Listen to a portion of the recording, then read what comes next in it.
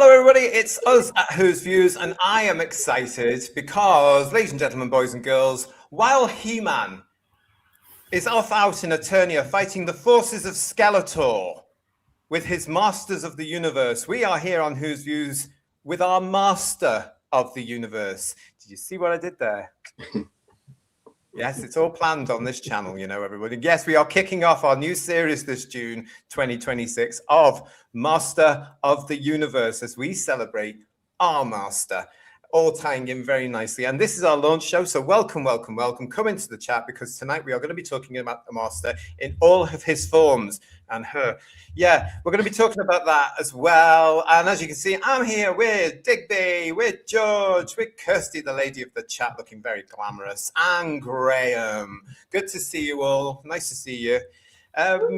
Yes, so here we are then, celebrating the Master, who, as you will all know, of course, first appeared on our screens on BBC One on the 2nd of January 1971 in part one of Terror of the Autons, played by Roger Delgado. Here he is, ladies and gentlemen, boys and girls, and isn't he terrifying already? Yeah.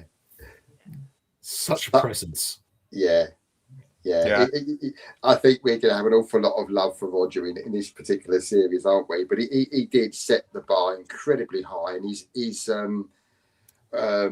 camaraderie with John Pertwee was a major part why it was so successful, wasn't it? And suave, sophisticated, charming, evil, occasionally drifting into the insane kind of area, but not quite as bad as it got much later on.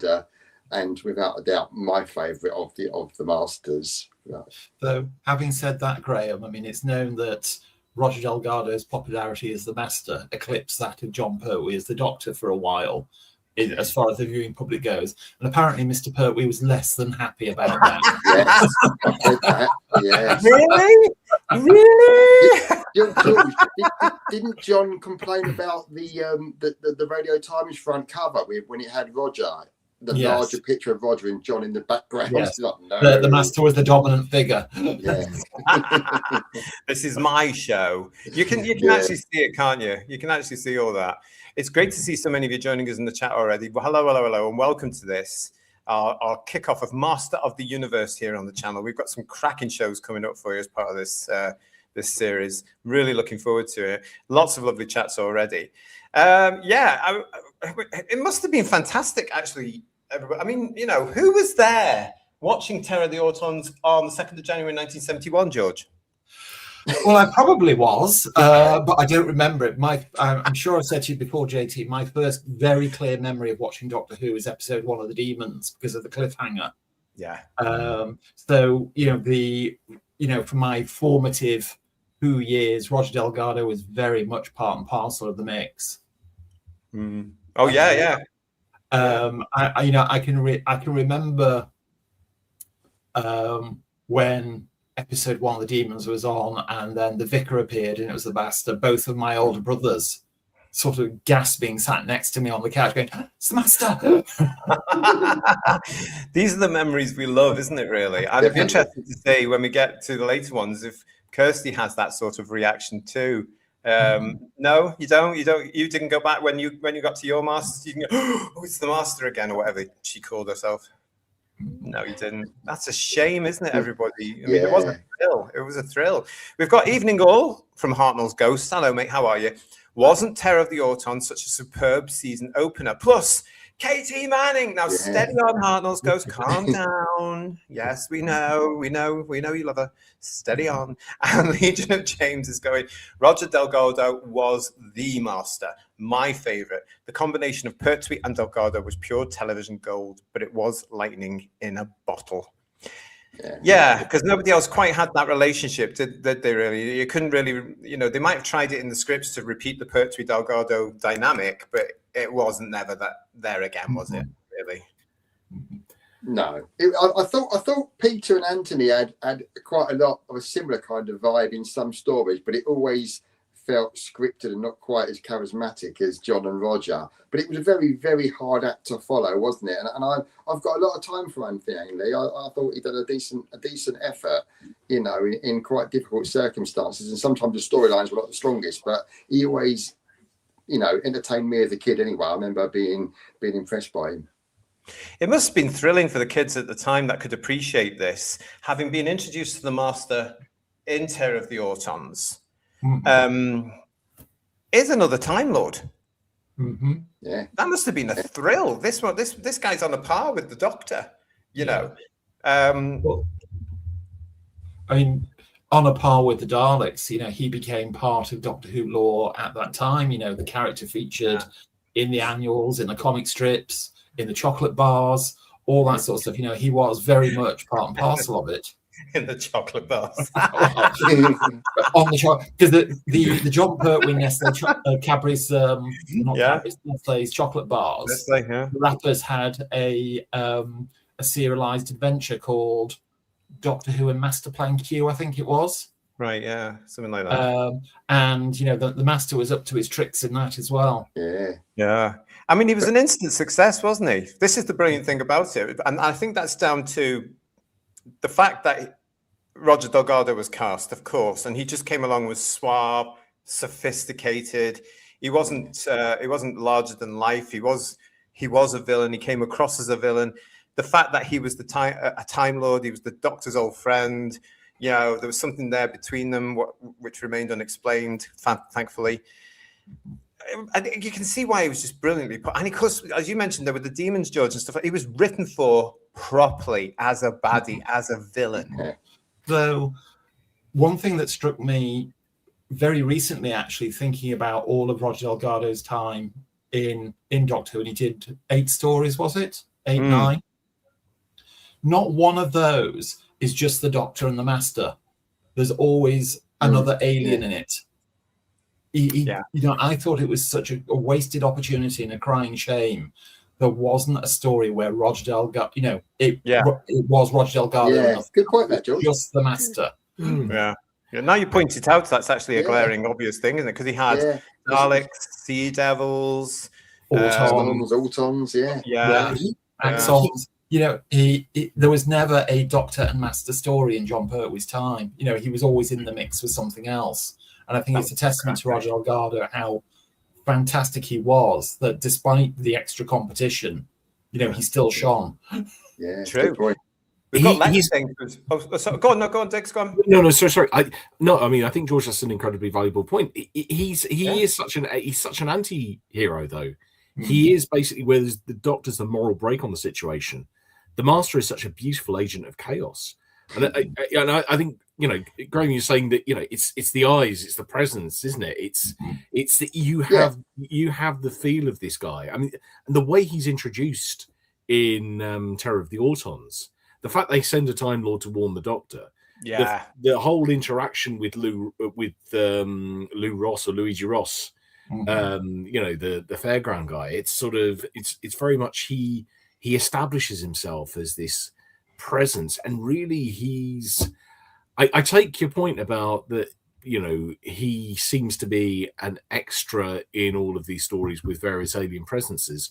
I wonder, though, that arc in that season 8, isn't it? Is it season 8 or season 9? I wonder if it's almost like, really, it's one extended, in some respects, it's one extended adventure with the Master. Yeah. And it's almost like all of these, you know, it's all like in season 7, we've seen the Doctor act against alien presences. You know, really what we're doing now is bringing in the Master as this agent of chaos. And what would happen if you had an extraterrestrial on Earth that wasn't benign but was actually quite, you know, ruthless, right, quite cunning, and was prepared to just act as basically like you know, an alien, but you know, the worst spy ever, the worst, most you know, destructive, you know, the worst, most destructive force you could have. He's like Mata Hari, but, you know, somehow weirdly sexier. This It is was one of the very- reasons I love the Master, actually, because you're mentioning it there, because he is alien. He doesn't have this all these foibles that the Doctor has about caring about the human race or anything else around. He doesn't care. He's just out to do what he needs to do, and I quite like that. I think that was watered down as we go through this, and maybe we'll talk about it. But Lex is saying to us here, the zoom-in shots of the Master's eyes with his powers in 1971, a master hypnotist, wasn't he? Yeah. You know, lovely stuff. Stephen Accompanied O'Neill, by Dudley's think score, which was an Exactly, integral part, yeah. wasn't it? That think score was brilliant. Yeah. It so sets the scene. We've got Stephen O'Neill here getting really geeky with us now, saying the Master's descent into madness is often attributed to looking into the untempered schism, a tear in the fabric of reality on Gallifrey as a child. Now, that's from the new series, of course. So it depends if you watch that side of the new thing as to why it went into madness. I just think the writers got carried away and slightly camp. Patrick Hartnell. Hello, Patrick Hartnell. Hi, George is back and it's about time. Delgado and Hartnell are always popping up in various things on talking pictures, TV, usually as... Yeah, they do. Well, the thing is, prior to Doctor Who, Roger Delgado was, I think, the textbook definition of a jobbing actor. Yeah. You know, his diary just must have been full of 1-2 day jobs where he just went from one thing to the next and popped up and everything. And I know he was also kept very busy and gainfully employed revoicing other actors in various movies. Really? You'd be surprised Yeah. how often his voice turns up on the soundtrack of a film without a credit. I hope he got paid, though. As long as he got he paid. would have done, though, yeah. right? Yeah. Thanks for that, Patrick Hartnell. Always trying to catch me out with that name, aren't you? I know you are. Mark A. Wright is saying, peoples of the internet, please attend carefully. The discussion that follows is vital to the future of you all. That line has been around so many Doctor Who conventions in my lifetime for decades. And then I think Kirsty tried to bring it back, didn't he, in the reboot, the modern version? I've honestly tried to, when it comes to the Master and the reboot, I've honestly tried to block it out from when it first. Oh, I can't wait to discover why. Oh, Frankie Standage is saying to us, the fear of the Master was lost by the later Masters. And Bill Lowry is quite rightly saying the Master was to be the Moriarty of the Doctor Sherlock Holmes. Ainley and Sim got told to play him as a pantomime villain. Oh, how the mighty has fallen. It's a shame, really, isn't it, really? I don't know. I mean, some actors, I mean, this is where Delgado was just joy, because he played the Master as a suave, charismatic, charming, suited tie, you know, a proper sort of villain of its time. He could have, again, like some of the other stuff in there, he could have stepped into the Avengers very, very happily and taken on Steed. You know, he did actually in an episode. Yes. I thought I did see him in an episode of the Avengers. He was playing a military type, if I remember. Yes. No, it was a Linda Thorson episode, and the title of the episode will come to my mind in a moment. Stay tuned was the name of the episode if you want to track it down. Well done. But there's a very interesting episode of Randall and Hopkirk Deceased where Roger Delgado and Nicholas Courtney appear in the same episode. I saw him in The Persuaders the other day. He popped up in that. So he was a busy man in the early 70s doing a few roles. Yeah. But when you think, it was actually, I mean, I know Terence and Barry had every opening season a plan to try to get the audience in, wasn't it? So obviously season 7, new Doctor.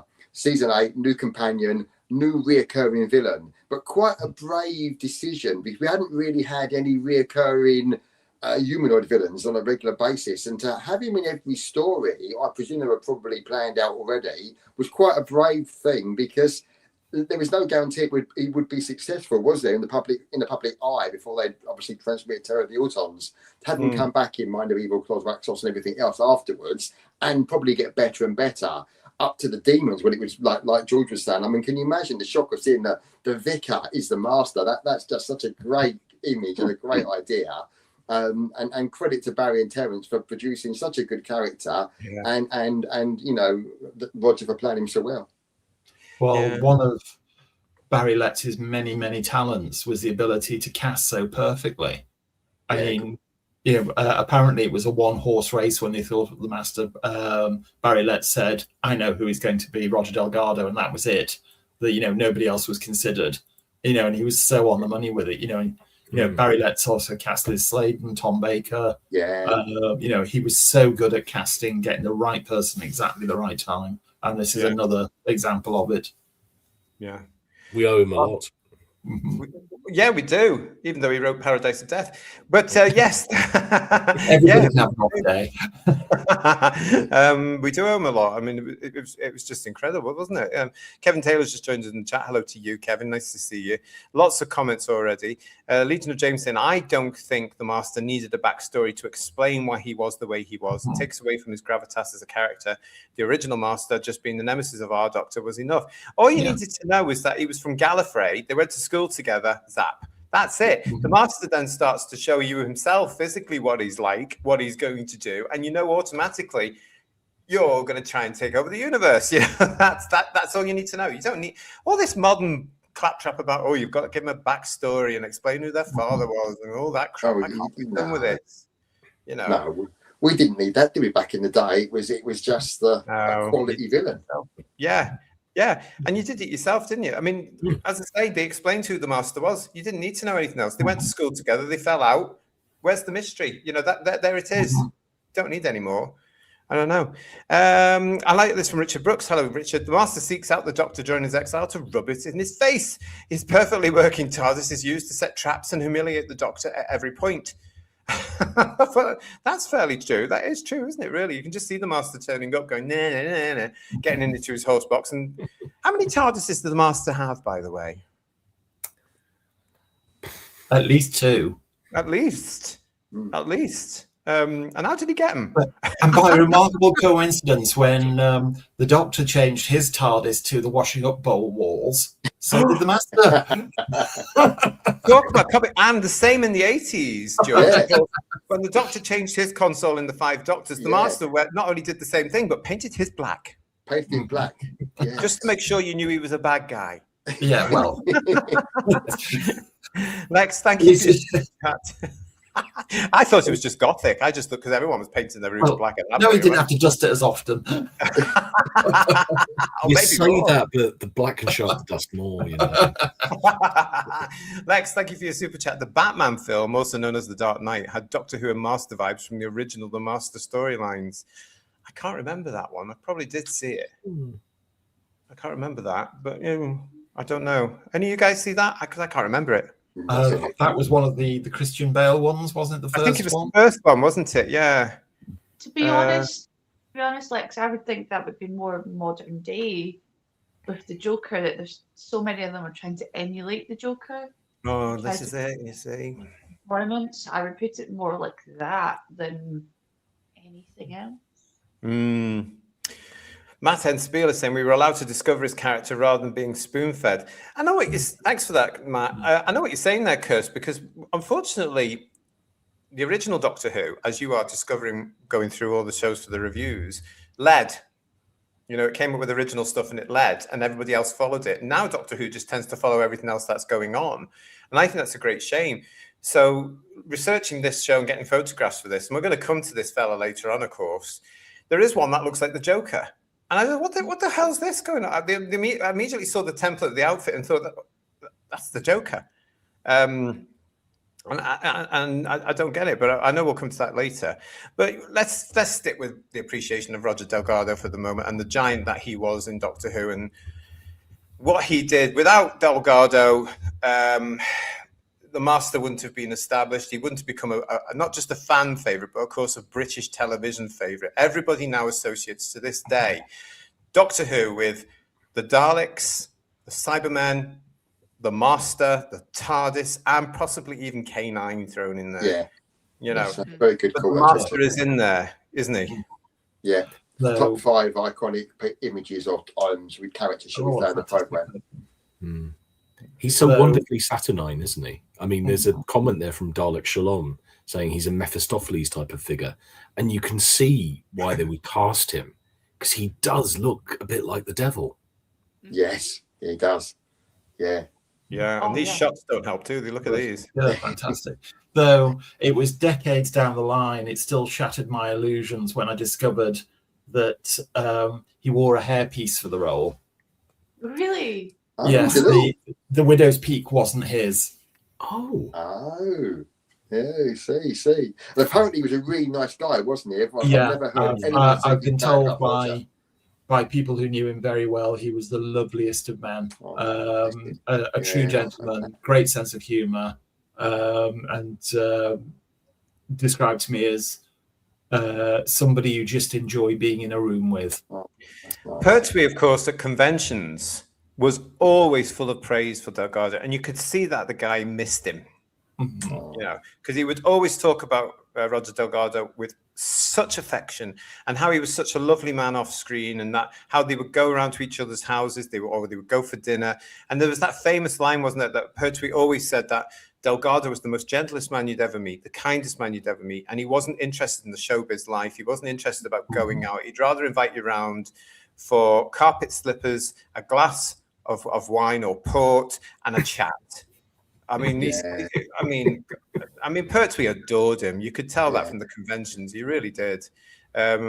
Sometimes I used to think as well, who viewers at the conventions, because Pertwee was just so, so wonderful about Roger Delgado. You would sit there thinking, it's such a shame, because the two of them right here, if they were there then on stage, they would just be sparkling off each other, and just you can see like they were back in the day. Yeah. Apparently he was also a very talented artist and cartoonist, and one thing he enjoyed doing was when whoever wasn't looking draw some sort of quick cartoon on a page of their script and leave it for them to pick up, and then half an hour later whoever it was would burst out laughing at the other end of the rehearsal room because he'd seen this cartoon that Roger had drawn in their script.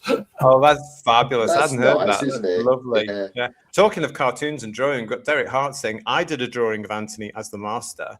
He took me to his room and handed me a T-shirt. It said on the front, I am the Master. And on the back, it said, and you're not. But he was a very nice gentleman, and I've still got the shirt. Oh, that's nice, Derek. That's lovely. And Sheila Beelan Devotion's joining us saying, I knew he was going to be a baddie because, this is, of course, Delgado, was the Spanish ambassador in Sir Francis Drake. Yeah, it's true that he was. I mean, that's another famous role of his, wasn't it? We've got a question for you, George, from Mark A. Wright in the chat.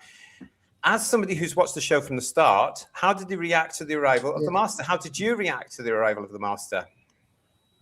Okay, I haven't watched the show from the start because, contrary to popular belief, the show actually predates me.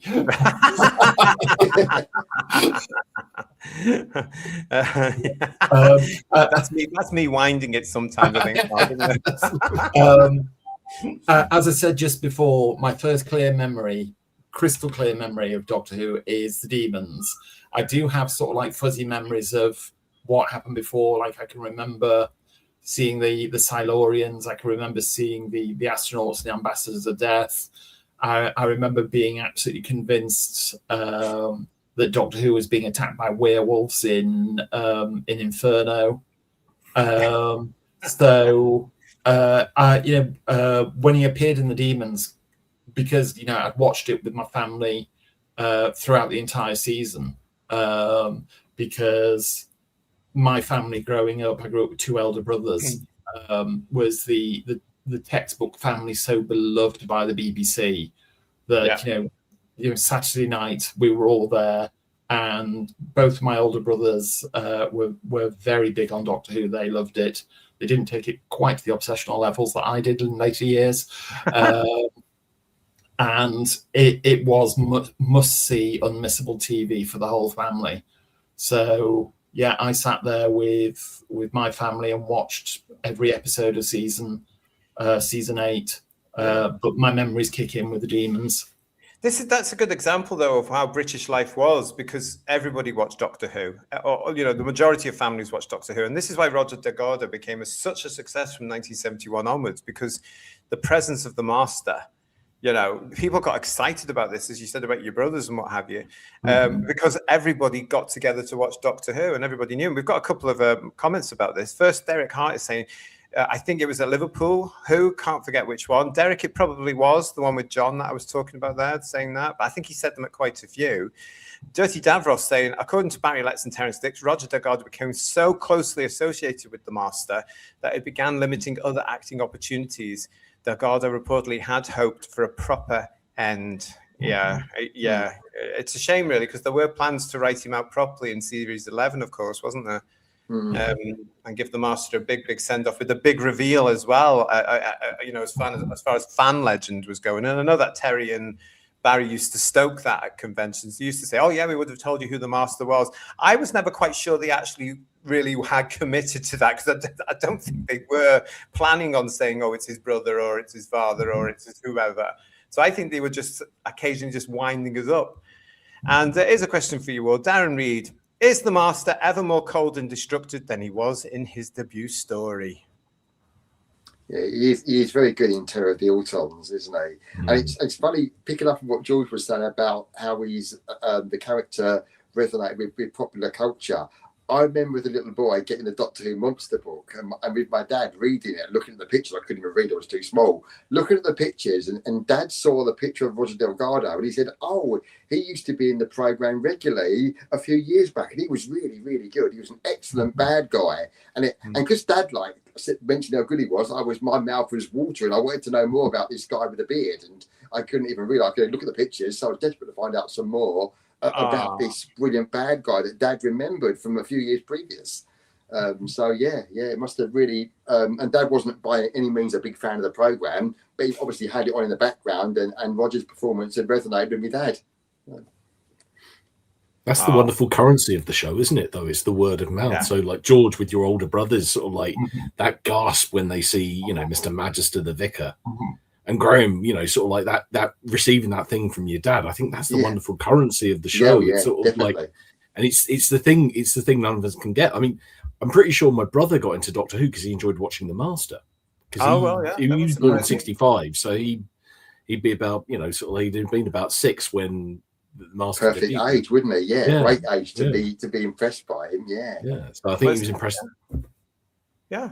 I think there would have been something about that age group being attracted to the Master in that sense, because he was villainous and he got away. And you would always say, how's he going to get away this time? Or what's going to happen next? There was that element of it. It was a continuation, especially in that first series, of course, that he's in. We're hearing again, what's he up to now? Good old traditional, what's he up to now? What anarchy is he going to unleash here? Matt and Spiel is saying that the big shock for me was the way the Master dispatched the radio telescope engineer.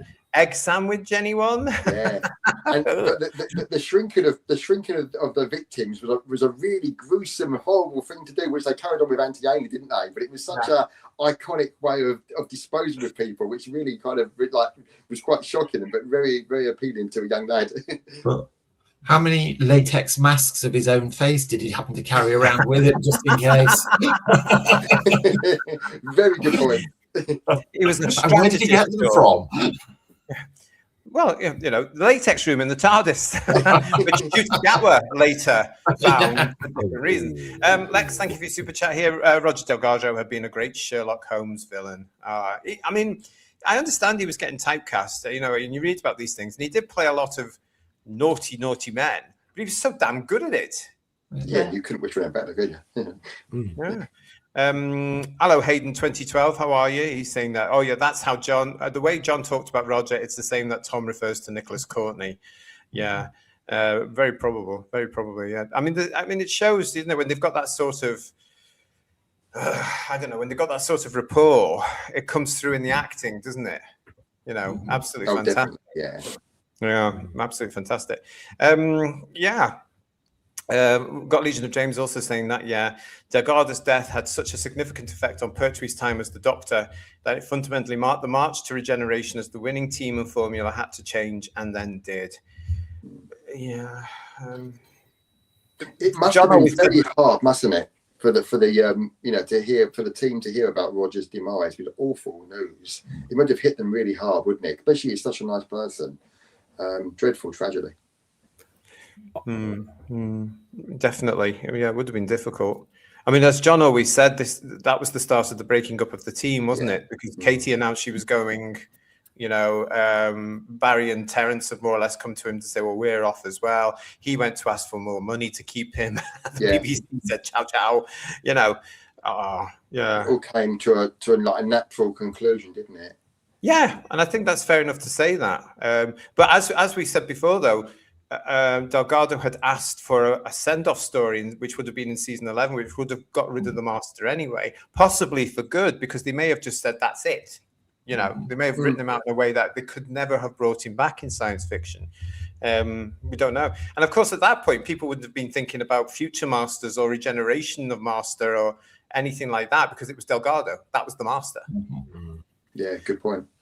Thank you for your super chat, Mark Greaves. Delgado was fab. You could see him saving a man from falling off a cliff because they had something he needs. Take it then, push them off the same cliff. Oh yeah, definitely. That's the Master. Delgado's Master, not Delgado. Yeah. He was very good at manipulating people, was the Delgado Master. He had it probably... I know it's a trait that I assume runs through all the Masters, but he was the one that did it in a sort of I'll tell you but elegant way. I'll tell you what I think bears a bit of praise as well is how well Roger worked with Katie as well in the stories, because she was often on the receiving end, wasn't she, of his threats, and she always played some really good parts. I thought her and Roger worked well together, which again is probably a testament to Roger, you know, being a popular character. But she was great with him, I thought. There's a lovely aspect about the Master with Joe Grant, I must admit. It sort of runs through all of them, but definitely there's a tolerance here of each other, isn't there, between Joe and the Master? I mean, the Master could dispatch Joe anytime he wants, and yet doesn't.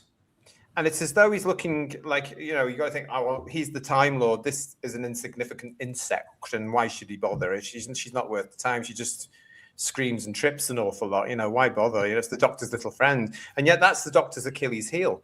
Joe is the one that he should be. You know, he should be basically, who viewers, I think, and call me old-fashioned, don't care. He should be strapping her to a railway line. You know? That sort of thing. He probably knows that's going too far. He knows the implied threat to the companion is enough. The implied threat to Joe is enough.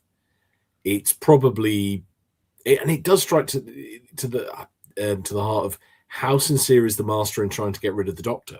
Because obviously in later versions, I actually believe Ainley. We have Logopolis. I believe Ainley would kill the Doctor. Whereas Delgado's Master, I'm not sure. Maybe there's almost too much friendship there. There's almost, you know, if the Master gets rid of the Doctor, then he loses a degree of self-definition. You know, he loses some to spar against. Because obviously I quite like the way Pertwee often, the Third Doctor, has to ask the Master for help and various things, doesn't he? And I would love to have been a youngster and sing Claws of Axos when they appear to betray the Brigadier. That would have been a bit of like, wow, that's a big thing. In episode 3, I think, isn't it, when they betray or allegedly look like they're going to betray the unit troops and stuff. That would be interesting. And of course, in The Mind of Evil, when the Master asks the Doctor to help control the Keller machine, doesn't he, several times? So it's quite interesting. They do work well. And even in Colony in Space, when he says that Pertwee says to Delgado, doesn't he, I don't want to rule the universe, I want to see the universe. I don't want to rule anything, I just want to see it. So it's a great little camaraderie and lots of little twists and turns between the two of them. It's true. Yeah, I like that. Yeah, it's true that. I mean, it's just Delgado's Master is just elegant, devious, committed to what he wants to do, which is what you've just said, Graham. He's so entitled. The universe is his, and why doesn't anybody else understand that? Yeah, I like the bit in the Demons when he's trying to get the villagers on his side, and he says about someone's wife had an affair and stuff, doesn't it? And he starts like going through each villager saying all these things. It's like, oh my lord, he's quite cool. It's such a presence, though, and it's thanks to Delgado that we're actually, of course, talking about the Master all these years later. If it had been another actor, it could have been a misstep, couldn't it? Good really, point. It could have gone very hammy. To me, the way Roger Delgado plays the Master always reminds me of Bela Lugosi as Dracula. That, you know, you had this magnetic character that really personified the allure of evil. That You know, Yeah. even though you knew this was a wrong and you were still drawn towards them. And I think he, to me, the real high point of the Time Monster is Roger Delgado and Ingrid Pitt together, because they really spark off each other. Yeah. You know, and the interplay between them really brings out this, that, you know, he is this alluring evil that she just cannot leave alone. Yeah, definitely. Is it in episode 4 of The Demons, George, when it ends the cliffhanger with Azael towering over the Master? Is that episode 4, the end of cliffhanger? It is, yeah. Yeah, so the cliffhanger is bad. Basically, the bad guy's going to get done by an even worse guy, but it makes gripping viewing. Yeah. This was the whole thing about that crypt had a 60-foot ceiling, so Zal. This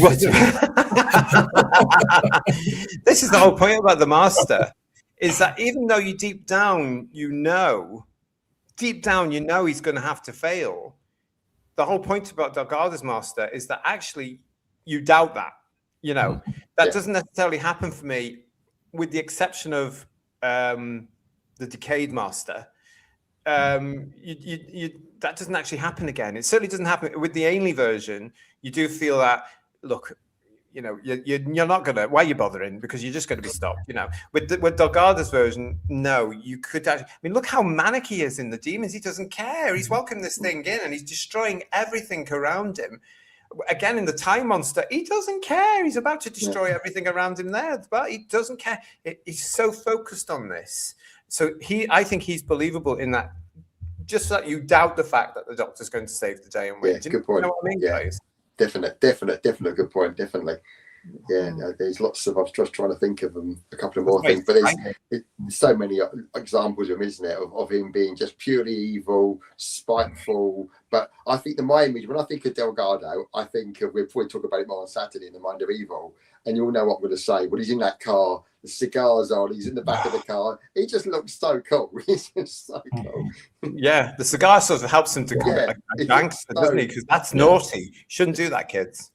Yeah, but I mean, you look at that and you look at it and think, why on earth were you never cast as a Bond villain? You would have been the perfect Bond villain. He would have been fab. I wonder if he'd have taken that on, actually. 2 actors my mum reliably told me transfixed me as a kiddie, says Julianne, if I saw them on the telly. Roger Delgado and Peter Cushing. Oh, that's a nice story. Thank you for that, Julianne. Yeah. And Legion James got a question. Do you think Delgado's time would have been so impactful if he hadn't been opposite John Pertwee as his sparring partner? Do you think Delgado's time would have been so impactful if he hadn't been opposite John Pertwee? I.e., do you think he would have worked with another Doctor? No. Not as well. No, not as well. No. Yeah. Something about those two really, really gelled, didn't it? In every angle. Yeah. They looked the part, they acted the part together. And like we were saying, it was lightning in a bottle. It was fantastic. I mean, I think Roger would have carried it off against Tom or maybe Pat previously, but with John, it's just something special, I think, anyway. Yeah, it would have been different. I think the Delgado Master, for me, I can't imagine him with Tom. No, it'd be hard, especially later Tom. Maybe Hinchcliffe era Tom to a certain extent, but once you get past Hinchcliffe into Williams and J&T, I don't see that very much, really. I'm just trying to think of any master-like villains in Tom's era. Obviously, the Magnus Grill we mentioned off screen, didn't we? But anybody else that would ring any bells? Maybe Scarlione in City of Death. Yeah, possibly. Who's the not particularly bad villain, but the chappie in Andros of Tara, the Count. Oh, Count Grendel. Yeah, he's a bit masterless, but much more laid back, isn't he? Yeah, I mean, he's actually very nice compared to the Master. Isn't he, really? Yeah. The Master wouldn't tolerate him. No. Grendel would be, shrunk within minutes. Yeah, that's very good. He'd be used and abused first, wouldn't he? Basically, to Master. That's the other beautiful thing about the Master, as I was mentioning. The fact that he can control people so easily. He doesn't need to hypnotize them all the time. He's just charming, and he draws them in with his charm. Like he gets away being a vicar. I mean, hello. I mean, what a cheek the man has. Let's face it. That is another great role, a great thing for him to be. And I would imagine being back in the day, I suppose in a way, I don't know if it would get repetitive, because I love watching Roger and can't have enough of him, so it doesn't matter. But I wonder if you started to think to yourself as a kid, I mean, I don't know if George can remember it, but did you start thinking, when's the Master going to be? And then equally, when he got a Day of the Daleks and he wasn't in there, did you think, well, where's the Master gone? He's not in Day of the Daleks. He's not in Curse of Peloton, but he's in the Sea Devils. I know I didn't think that about Day of the Daleks because I was so excited to see the Daleks. Yeah, of course. I think that eclipsed it.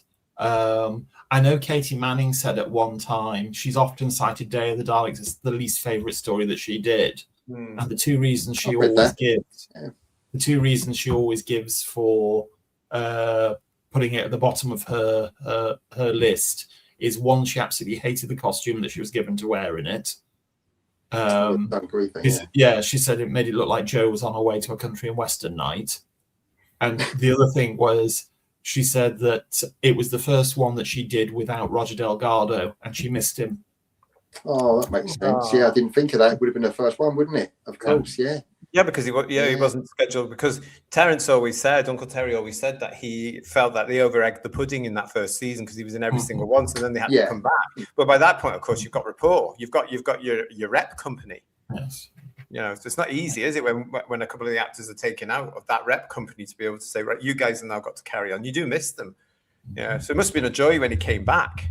But you know, even in Frontier in Space, I find the Master in Frontier in Space, through the writing and through Delgado's beautiful performance, I find him so annoying because there he is, charming the pants off everybody, and yet he's causing an intergalactic war. Yeah. Why can't they see that? Because he's the Master. Because he lives up to his name. You know? I like what he's reading on the spaceship, War of the Worlds. Reading his book. Now, how can I get inspired by this? He was great in Frontier. I mean, I was thinking before we came on, actually, trying to think of a favorite story, and they've all got so many good parts, isn't there? You know, he really elevated every story. I really would struggle to pick a favorite Roger Delgado story. Kevin Taylor is saying to us in the chat that Delgado was his Master. Oh, how lovely. Really, really, really, really nice. Frankie Stanage is saying this. You might think that we couldn't possibly comment. Richard Brooks is also saying that name are part of his games. Yeah, it was. And it got worse, though, didn't it, in the 80s? He started to use anagrams and started to get clever. I have no idea why. No idea why. And Carol, the Tolkien nerd, is saying, oh, the Master was so smooth, clever, cunning, crafty. Can I say that? Of course you can, because he absolutely was. Hello to the entertainment creator who said, I like Roger Delgado. Absolutely. Yeah, I mean, as I say, it's absolutely because of Roger Delgado that the Master made such an impression that they were able to bring it back in Tom's time. Dalek Shalom, I think Delgado's Master revels in the game, just like the Doctor does. They both survive on forethought and get off on inciting impulsive action weakness from the other. They're yin and yang, because they're both the same sort of character, but one is light and one is dark. Physically, I mean, actually, physically, John's tall and white-haired, and Roger's slightly smaller, dark, swarthy. Yeah. It is. I mean, when they're fighting the sword fight in the Sea Devils, it's just great fun. It feels like a real action romp. I love it in the Sea Devils when he's watching the clangers on television. That's another iconic part, isn't it? It's amazing, really, because when I was growing up, of course, coming into, I don't remember the Master on broadcast because I'm a baby. Right. So I grew up with this mythology of the Master. And I often on these shows, who viewers point back to the Doctor Who monster book, which for me was like a Bible back in the 70s of Doctor Who, and it really was. It was. It really was. And I remember being fascinated through things like that, of these pictures of this guy, Roger Delgado, as the Master, and being fascinated with the fact that this is another Time Lord. This is the Doctor's deadliest enemy, in a sense. And it was just the whole thing around the Master. You'd read the Target books by this point as well, those beautiful books that, just bringing the Master's character out. And you know, again, Uncle Terry, when he was writing for the Master, he would pour so much love into the character because it's his character. Yeah, and you could tell. I mean, the Sea Devils. Reading the Sea Devils as a kid, blown away by the Master in that. Just thinking, God, this guy's really, really creepy. Yeah, definitely. And I think that, like, when he allied himself with various aliens and adversaries, he kind of overshadowed them almost, didn't he? He was always one step ahead, and you got the impression that he was like more cleverer and more devious than they were going to be, and you know, Azael, the Axons, the Sea Devils, whatever it was going to be, he always seemed to be that one bit further ahead of them, and was quite capable of just using them for whatever he get out of it himself. It makes it all the more, because, you know, from my point of view as a kid, reading the Master in the Target books and seeing the pictures, you know, and having an idea of what the Master was like. This very dangerous man. He was what I would now call suave, sophisticated, charming, but very, very dangerous. But the whole thing about it was, you knew who the Master was. You know, you knew he was deadly. You knew the Doctor would be genuinely concerned if the Master ever cropped up, which is why I was scared to death when this fella appeared. Yeah, yes. I mean, just look at him. Just look at that costume. That is freaky, isn't it? That really is. Much as I love Roger Delgado as the Master, I mean, if you're going to reinvent a character, this is the way to do it. And you know, I think Robert Holmes pulled an absolute blinder here. Yeah, you know, to bring the character back as something that had degenerated to the point where it was pure hatred keeping him alive.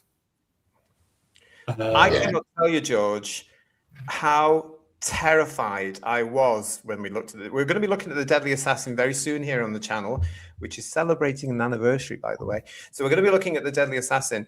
I cannot tell you how scared the ping pong balls, the slime, Peter Pratt's voice. I wonder if Third Doctor Ian was terrified by this Master as well. Were you? Scared the bejesus out of me. Hello, everybody. So sorry I'm late. So sorry. Yeah, we just started talking about the Deadly Assassin, Master. To accentuate that, you know, the cover of the Target book when it was published even had his cowl dripping in blood. Yeah. I had to, as a boy, I had to turn the book over when I read it because I couldn't look at the cover. And again, because we had things in black and white back then, that whole thing, those close-ups of the Peter Pratt Master, it was those eyes. And even today, looking at today, getting ready for this show and the review we're going to be doing, it takes me right back to being so scared as that kid. The shadows, the fact that this beautiful, very handsome man has now somehow become this rotting corpse. Yes. He looks like death, cadaver, wasn't he? Yeah. He looks. I'm sure there was steam coming out of Mary Whitehouse's typewriter back in 1976. There was one episode 3, wasn't there? Definitely. She certainly had a thing about episode 3. But I mean, I watched it. I was 6 when Deadly Assassin went out, and I remember watching it and thinking to myself, have I heard it right? Is it the Master? Because I hadn't seen Roger. I was too young for Roger. Yes. But I'd heard them talk about the Master, and a 6-year-old little me couldn't really work out why he didn't have a beard anymore. And he was like, you're looking for a beard and all that lot. He had enough going on there, by the way. The one thing I've got really vivid memories of was when the costume appeared in the Blackpool exhibition, and it was positioned with the arm outstretched pointing towards you with a very deep green light on it. And I remember standing there and seeing numbers of people going past going, oh, that's horrible. I remember that very, very well. It was because if you weren't there in Blackpool, you'll never know, because it was trepidation. You went up to these things, which were all in our day behind glass, but you still went up to the glass gently in case the thing lurched at you, you know. I remember the year the Gundam did lurch at you, you know. Well, that animatronic body was used for the Sea Devil for years, then it changed the Gundam. That's right, to the Gundam. Sea Devil that used to lurch at you.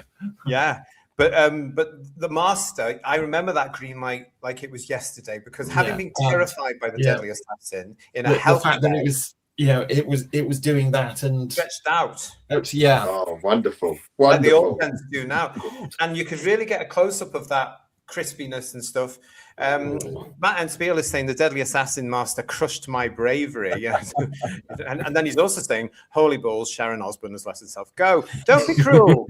Don't be nasty. JWC Reviews is saying to us, I always think of this iteration as the crispy master. I wonder why. Frankie Stanage is saying this is the satanic master. And Jethrick, hiya, Jethrick, has a question for us. Is that Decayed Master supposed to be Delgado's master or a different regeneration? I've always thought, I don't know. Well, there's a line that Tom says in The Deadly Assassin where he said he used up all his regenerations fleeing from his captors, and he's so desperate to cling to life. So, according to Doctor Who lore at the time, that was his 13th body that was literally decaying. The thing is, as well, we don't actually know where Delgado was. He might not have been the first incarnation. Let's ask Chris Chibnall. I'll just phone him now, should I? To be truthful, though, it was a brave call by Philip and Robert to bring a master back, wasn't it? I don't think it takes away from Roger Delgado anyway, but I think it was such a use the pun, such a masterstroke. It was a brilliant reinvention of the character. Yeah. And my only regret about it was it was so short-lived. Yeah, but enough to scare an entire generation, George. I was so like, oh my god. And the fact that he gets away at the deadly spoiler. The fact he gets away at the Deadly Assassin, that shot, that last shot, and and we'll talk about this when we talk about the Deadly Assassin, because I still have slight issues with it to this day. The grandfather clock is disappearing with the master's face in the grandfather clock, and that chuckle that terrified me, because I thought, oh, he could come back. Yeah. Well, that was the original plan. What? That was the original plan. Of course it was, and it was brilliant. And as you're saying there, George and Graham, it was brilliant of the production team at the time to leave it open-ended for either them or anybody else to pick it up. Crispy Master looks like Skeletor, says Lex King. Yeah, he absolutely does. He really, really does. Although eyes, the horrible eyes and the horrible fingers and the voice. I mean, it was a really good performance by Peter Pratt. Very well. I mean, the close-ups where he brings his hand up into shot like that, it's just flesh that's falling off the bones. Yeah, and this is kids' TV, and boy, did we love it. It was fabulous. Yeah. Well, that's the key part, though, isn't it? Because Mary Welsh is criticising it, and I think even Bob Holmes said, didn't he? He said it's not being aimed for 6-year-olds. Well, I was 6 and I loved it. Oh, it's absolutely fantastic. Yeah, but we all know Robert Holmes had this very, very healthy thing of let's scare the little buggers. Yeah. And boy, did we appreciate it. It made us into the generation we are today. We are not wusses. We know truth. And it's because of things like the bloody decaying master and the Deadly Assassin that scared the bejesus out of us. And the clowns in the thing. Philip Hinchcliffe did say at one time that had he stayed on for a 4th year, it was his intention to bring the master back. Cast a really strong actor that you could put against Tom. He said not. He actually said, the exact opposite of what did actually happen with Anthony. He said not to do a carbon copy of Roger Delgado, but to have a new version of the character with an actor who could, hold their own against Tom and bring him back once in a while. See, that would be brilliant. That's what he was setting up. I mean, you can tell the story about Talons in a sec, George, but that would have been fantastic because Tom would have worked with an equal actor able to deal with him in the nicest way. Yeah, I always think if you have somebody like Brian Blessed at the time in the role, a really strong commanding actor. Yeah, they certainly needed to do, and this is where I think Godlove and JNT got it wrong with his master. It was a sort of watered down version, but the look was similar. Where I think that's the beauty about regeneration, isn't it? Even though I know we'll come to this with the Keeper of Traken, it wasn't a regeneration as such. But had Philip brought it back, he would have been spot on to say it had to be completely different. That's how it would have worked, because the doctors are different, so therefore the masters should be too. And yet they haven't, for me. They haven't been. You know, they've been carbon copies of Ainley and Delgado for me, really, just camping it up a little bit more as they go on. I never saw The Deadly Assassin on live debut broadcast as Legion of James. My mum had put me on Doctor Who Timeout, and my father on pain of death if he let me watch it, following a few restless nights from earlier episodes. Yes. It's a good job you didn't watch The Deadly Assassin then, because you would have wet yourself. Honestly, it was terrifying. I'm sorry, by this time, if my mum and dad tried to do that to me, I just would have turned around and said something like, "You're bored of having kneecaps." Andy is saying to us, Andy4X99, the Decade Master seemed too much like the evil Star Wars Emperor, a bit of a lazy trope. Well, actually, the Decade Master comes before the Emperor. Predates, yes. Yeah. By years. So actually, again, George Lucas, who we know is a Doctor Who fan, because he started to take elements from Doctor Who into Star Wars. So it's the other way around, Andy. Star Wars copied the Master. And I am unanimous in that. There's a wonderful Phantom of the Opera quality to him. I mean, I know we get it later in Talons, but definitely with this Master, there's a definite Phantom of the Opera feel to him. He's sneaking around in the shadows. And also sort of a Dorian Gray thing. You know, we've gone from Delgado being this sort of very, very suave, attractive, very clubbable, we could see him stepping into a cabinet meeting and he'd be welcomed. We could see him at Davos. He wouldn't be out of place in any of these places. But now we've got the degenerate form of the Master, and he's sort of like the living embodiment of his own corruption. It's wonderful. It's also a great story, isn't it, for this version of the Master that brings out his megalomania in a sense that hasn't, as we're aware at this point, may not have been around. He's so desperate now. He's at the end of his life. Something disastrous has happened to him. He's falling to bits, and he's got to go back to Gallifrey in order to steal the power to try and gain his regenerations again. I mean, this is desperation, and as the Master, as such a villain, he will do anything, including destroy his absolutely nothing more important than his survival. Yes, and that makes him dangerous, more dangerous than ever. And I love the way that Tom's Doctor catches onto that quickly, going, "Oh my God, this is big. This is big news." Yeah.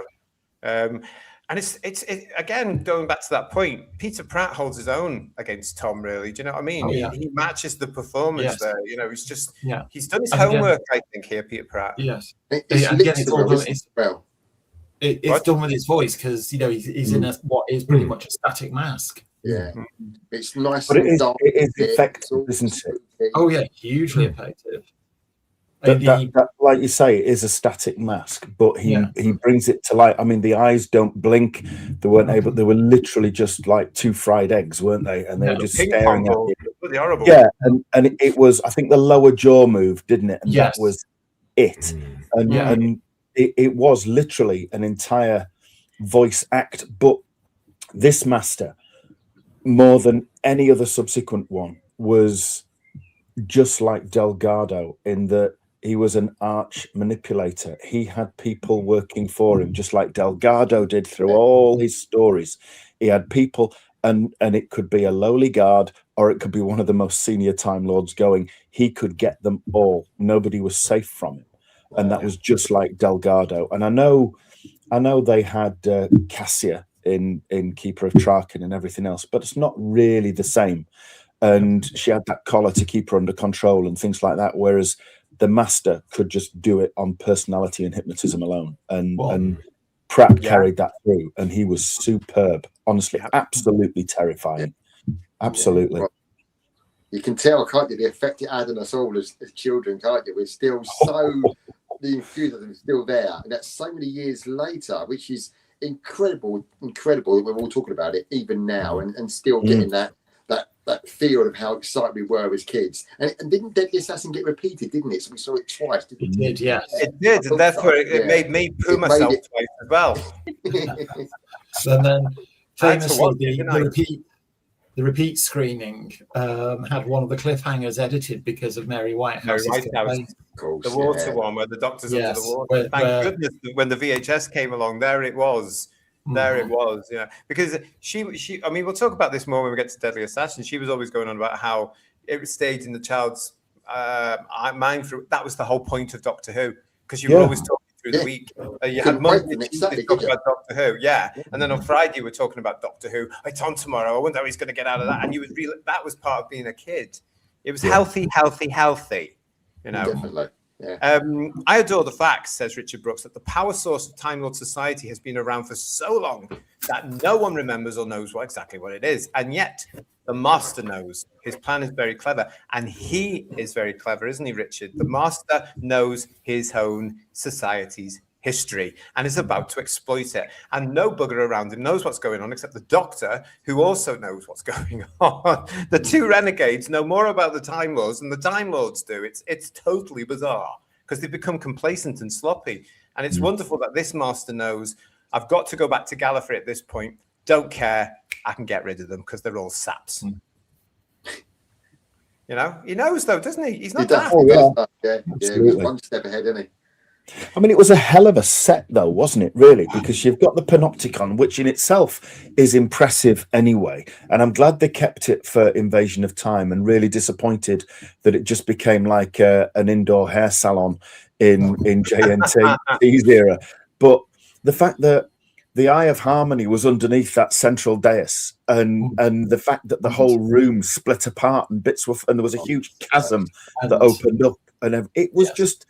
And I've got to mention, you know, when they're in the mortuary bit, which itself was so scary. You know, he's gone. He sent that guard to shoot the Master, and you know he's alive.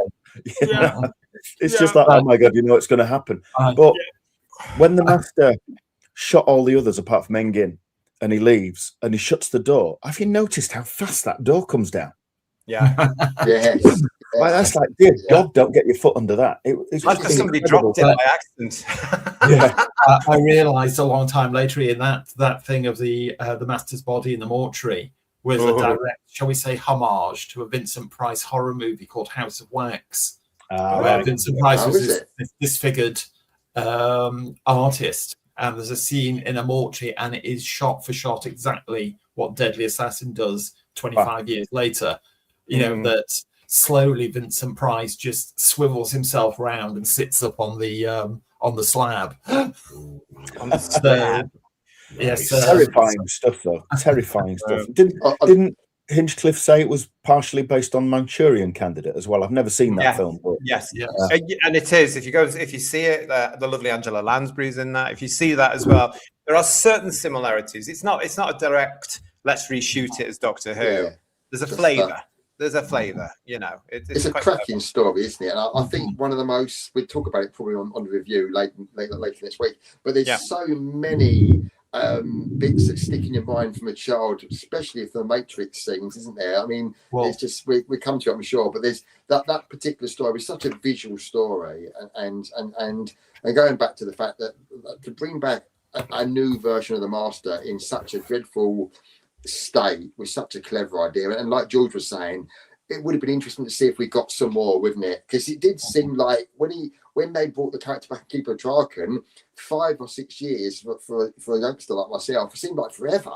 And I was so excited when he came back. I mean, I didn't spot that the Master was behind. You know, I didn't have a clue until the reveal of the Jeffrey Beaver's character came up to it. And I was thrilled by the return of the Master. Looking back, I do agree there is no reason why he should look like the same as Delgado, but it kind of at the time made sense to me. But looking now, there's no reason why on earth he should look like a poor copy of somebody who he was 10 years prior to that, is there really? But I was welcome. I was very pleased to see him back in Keeper of Draken. By then I was 11 and I was like read all the books and watched got right into it. So anything from the past coming back was like, oh wow, the Master's back, and golly, what's going to happen next, sort of thing. So it was a welcome return. The brilliant thing about the Master coming back of Keeper of Draken is that the shock. None of us did we? Well, no, you did. I mean, I was 11 as well, and there was no thought about, oh, this could be the Master. There was no thought about that at all. You suddenly started, as we started to get towards that reveal in episode 3, you suddenly started to notice little bits like, hang on a minute, this is bigger on the inside than it is. All these, it was very cleverly done. But that minute when he turns round, like you were saying before, the villain turns round and there he is, and he's like, just ha ha ha ha. And I couldn't have been the only one that just went, No, I was, JT. Definitely. Exactly, I was. The nightmare was happening. He was back after a long time. I mean, and you recognized him from Deadly Assassin. You went, oh, we are really in trouble now. Am I right in thinking? The Jeffrey Beaver's costume was very similar, wasn't it? I think the eyes were different, weren't they? But you could, like you say, you recognised it. John took the eyes out because he thought it was too scary, and also the mask had warped in the exhibitions. Yeah. So I do think that's a watered down version. Yes, I agree. I agree. It's not as effective as the Deadly Assassin version. Yeah. No, it's not. He doesn't look. I mean, the Deadly Assassin one looks like the last couple of hours of life. This one looks quite healthy in comparison. He looks a picture of health, really. I'm prepared to forgive them because they had to work with what they had. I mean, the cowl itself, because it had been sitting in Blackpool collecting dust and under those hot lights and stuff. I mean, Nathan Turner went on record, didn't he, saying it was in an absolutely disgraceful state when they recalled it. So they had to add to it and do updates on it and stuff like this. I know that he was disappointed because he couldn't use the because you know what John was like. He wanted everything perfect when it came to continuity. But again, we're looking at a fact here that Jeffrey Beavers is now coming into the role. And what a performance he gives. I mean, it's deliciously whispery. Yeah. Am I right in thinking that the Master was drafted on to Keeper of Traken, and the original scripts didn't have the character in it, and it was a late addition that was added into it. It was John. It was John who wanted to bring the Master back. He knew he was going to. Well, he sort of knew he was going to get a new Doctor. He wanted to bring the Master back because he loved the Master. He'd worked with Roger, as we know. He loved Roger. He wanted to do a homage to the Delgado version, so he wanted his own villain, basically. So he brought the Master back, and the Master was put into the Keeper of Traken. And the Melker, who was going to be the real creature, turned out to be the TARDIS. The Master's TARDIS. The second Master's the second TARDIS the Master has here, by the way, because the first one, the grandfather clock, is in there. Yeah. But it was nice to see him. I quite like Keeper of Traken. I mean, even now, I loved it at the time. I was thrilled, like I repeat myself, as an 11-year-old, seeing him come back, and it opened up a whole new. And a whole new lot of possibilities of what's going to happen, especially when you see him take up a Tremas at the very end. So it's not a one-off. You're thinking it's going to be more, And next, we all knew that Logopolis meant the end of Tom. So suddenly this was going to be absolutely huge. A new Doctor and his arch enemies back to face him. This was like all my Christmases have come at once sort of thing back in the day. Yeah, I mean who saw that coming? I remember that whole thing. And if you haven't seen The Keeper of Traken now, look away now, because we're going to give you a load of spoilers. But it has been 40 years to get on with it. It's a whole case of, like, basically, the reveal happens. As an 11-year-old myself, I remember thinking, now we're really in doggy doo-doo because the Master's here. This is up in the game, and the Doctor doesn't know yet because the Doctor hasn't clicked because he can't see him. He hasn't clicked yet. Yeah. So you get the famous Doctor and Master encounter in minutes at the very end. But the whole point of the Keeper of Traken suddenly becomes sensible. It makes sense. The Master, having got some of his life renewed from the power of Gallifrey, is now after this thing called the Source. So he can take the Source to himself, take the power of the Source, and extend his life in an illegal 14th regeneration, as we used to call it. It's a great thing. It's using the same plot elements as the Deadly Assassin. In a sense. He's found a power source that can restore him back to proper life, and he's going after it. And it actually works because the Master wins in this one. The Doctor gets sort of the fourth Doctor at this point is quite used to that, just saying, right, all's well that ends, off we go. Bye-bye, off he goes. That's fine. But he shouldn't have done. He shouldn't have been as cocky. He should have stayed and he should have looked. And he didn't. Very strange for the fourth Doctor at this point of his life. He's starting to make little mistakes. He's tired. Yeah. I'm not denigrating Jeffrey Beavers in any way here, but I do think that the Master's reappearance of the Keeper of Traken is nowhere near as impactful as it is in the Deadly Assassin. And I think that's a combination of things. And I take on board what you said about, they couldn't use what survived of the original costume because the lights of the Blackpool exhibition had practically destroyed it. To me, it's just such a watered down version of what was a brilliant design and a brilliant makeup and a brilliant costume. It's a poor imitation of it. I never understood why they couldn't just make it again. Because you could see what it was like, and you could just do a reproduction of it, and it wouldn't. I mean, it wasn't like you're not trying to make a carbon copy version of somebody's actual face. You're trying to make something that is very, I don't want to say easy to copy, because I do not have that skill set, so I wouldn't try and make it cheapened. But you should be able to. There's an interview with Jeffrey Beavers on the Traken DVD, and he says that actually he didn't want to use the ping pong balls. He wanted to have his eyes on display so he could act. Articulate. Basically. So I wonder if in part it was that obviously the original prop gone, and it was also the actors kind of like saying, actually, I'd like to do it myself, but.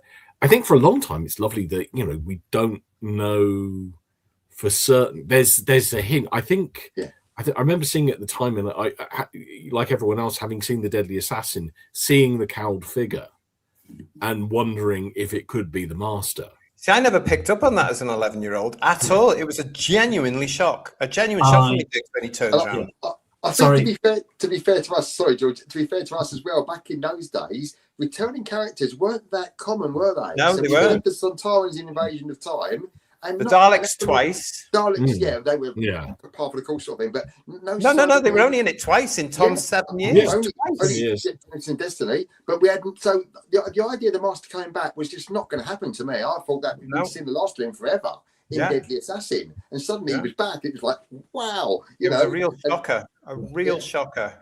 I remember people talking, other 11-year-old boys at school talking to me about, did you see the Master? I was like, yeah. Oh my goodness! And look, did you see what he did? Yeah.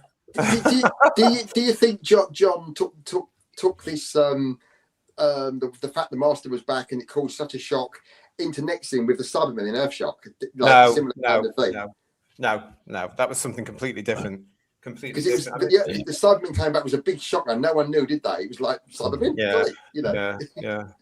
Oh, sorry to be a smart ass, but I did actually twig before the reveal when Keeper of Traken first went out with the Master, because I sat there and I thought that's a TARDIS, and what gave it away for me was the sound effect of the TARDIS control room, and then my brain said, if that's the TARDIS, that must be the Master. Yeah. I mean there was little things like that, but that was coming as the point where you think, hang on a minute, what's happening? I was as an 11-year-old, I'm starting to think, oh, hang on a sec, what's happening? But I didn't click ever it was going to be the Master. It was such a surprise. We've got a super chat from Lex saying to us, I love the scene, a new body at last. And Tremas, you do feel sorry for him as the Master murdered him to take over, just like he does again in the TV movie. There's a lot of stuff here. And Cara, thank you for your super chat, saying, sorry, you lost me for a bit. My internet was playing up. This is a big thank you for putting up with my inane questions and daft quotes. That's what we're here for. That's what fans do. Cara, don't you worry about it. We all geek out and do these sort of things. Don't worry. There's no such thing as an inane question. Yeah, no, I love it. I love it. Avon01 is saying typical BBC costume department and budget constraints. Yeah, well, the budget constraints definitely, because Doctor Who was being made on 50p if they were lucky, but also the fact that the Master had been mainly in the Blackpool exhibition with appearances at Longley under very heavy lights. In Blackpool, it was a damp basement under heavy lights. So, I mean, the story is, we know this, things deteriorated, and unfortunately the Master was, I do remember the story of Nathan Turner saying when the thing was recalled and it turned up and they went to look at it, they all went, oh no, their hearts broke because they had to salvage what they could. It's such a shame. That's life back then, I guess. I've just got one quick story on the Keeper of Traken. I think I said it before actually on here. Was I remember going to my nan's house, and my mum and my nan and my granddad were talking about something on ITV that they wanted to watch, and it would have coincided with like Keeper of Traken, and I'm thinking, no, we're not doing that. We're watching Keeper of Traken tonight. And I got my way because I knew they would have had a very upset little boy. But I remember I remember being, do you know, you're generally scared hearing it out of the corner of this, and they were saying they watched it a week before, it was really good, and they wanted to watch it again. And I'm thinking, no, because there was we had no video at the time, it would have been missed, and I had no intention of missing it. It's like, no, we've got to watch Keeper of Traken in episode 3. We can't miss this. You're the same as me, Graham, because we're the same age. It was such a big deal, this thing with the Keeper of Traken, and that ending for me was horrifying. Because here you have the guy that we've all known, and I did not get the acronym of Tremas. I have to say, I wasn't that quick as an 11-year-old. It was years later that somebody pointed out to me, and I went, you know, foreshadowing for this poor character. You had grown to like Anthony Ainley as Tremas. You had grown to like him as this wonderful character. He was a friend. He helped the Doctor. He was the father of Nyssa, who everybody went, about immediately. And then his scientific curiosity is his undoing. And here we have that element of the Master yet again coming through. Nothing's going to stop him. He's gained access to the source. He has taken some of the power, which is going to sustain him for some amount of time, and he's damn well going to use it now. And so I found it absolutely horrifying, that transformation thing as well, where he just literally kills Tremas by grabbing his body. And wasn't the Doctor lucky? Because he was about to do it to him. And he would have got added regenerations at that point as well. The Master would have been invincible had he got all the Doctor's regenerations at that point. Because remember, he had quite a lot left by that time. Funky is saying to us as well, they pulled a similar trick with Geoffrey Beevers in his first Big Finish audio. I totally didn't see that coming in dust breeding. Funky, dust breeding, I was on my way from London to Longleat for something, and I was driving, and I had dust breeding on in the CD player of the car, and that reveal, I couldn't... I don't know how I managed to get the rest of the joke, because I was just like, what? I mean, they had made... This was brilliant the way they did it. Geoffrey Beevers was on the credits. There he was. His voice was there. His wife was in it as well. Caroline was in it. But he was another character. You never for a minute even thought that this character was just going to go, ta-da, it's me, everybody. You know, it was just absolutely beautifully done. Another way to do that. You're absolutely right, Funky. It was just deliciously done. Happy days here, guys, isn't it? Oh, very much so. Yeah. Richard Brooks is saying to us, yes, Tremas is a tragic figure. He loses everything. It's great writing. And then Richard Brooks coming along saying, also again here, Nyssa being abused further by the Master in Logopolis is absolutely heartbreaking. It's the Master. And this time he can move and he can walk and he can talk and he's got a bit of physicality to him, albeit temporary. It's the Master. And John the Computer Doctor, good to see you. I liked Anthony Ainley as the Master. He really did care about the role and had time for fans. Yeah, he did, bless him. And Curious Case, I'm really enjoying this stream. Well, thank you very much. There are great recollections. The chat is on great form, so positive. And please forgive me, but everyone's spazzing out over Real Who is great stuff. It's how it should be. Quite right. It's It is nice. I think that's what we do here on Who's Views. Yeah. Steve Andrews says, hi guys, I'm late. I've just got in from seeing Masters of the Universe. Well, welcome to our Master of the Universe, Steve. Come and join us on Monday as we review the He-Man film. That's Monday, but for the moment we're talking about our Master. Rocking Terry Lee over there is also saying to us, this is a great chat. I'm cleaning the kitchen. Well, thanks for sharing. Good for you. Good to see that you are busy here. Okay, then. So, there he is. Anthony Ainley. Logopolis for me has to be his biggest story as the Master in his career in Doctor Who. For me, here is such. I don't know. He's magical in this. This is getting over the shock of the Master being back in the series, and here he is. He's not quite as camp as he was going to become here later on. I think Chris Bidme writes this as the Master he thinks this Master should be. Do you know what I'm saying? I think Anthony Ainley in this he's dangerous. He's very dangerous. I mean, look what happens on the Barnet bypass. I mean, he's dangerous. I mean, back in the day when Keeper of Traken and Logopolis first went out, I was watching Doctor Who with such a heavy heart and such a sense of dread because I knew Tom only had a few episodes left. You know, And we felt it as well, didn't we? Yeah, I really didn't want that to happen. So the nuances and everything at the time sort of washed over me, because I said this overwhelming sense of dread that the one thing I never wanted to happen in Doctor Who was going to happen in 5-6 episodes time. But what a great way to see Tom's Doctor out. It's the Master. Who else? Though I have to say now, thinking about Logopolis, I can't help but laugh. If you've ever listened to Tom's audio commentary for Logopolis, which he did when it first came out on DVD with with Janet Fielding, and at one point they're joking, and Tom tells the story of when they were on location filming in very high winds, and Anthony Ainley's hairpiece blew off. And, all the production staff were chasing it across this field. They couldn't attach it to his head. And Janet Fielding says in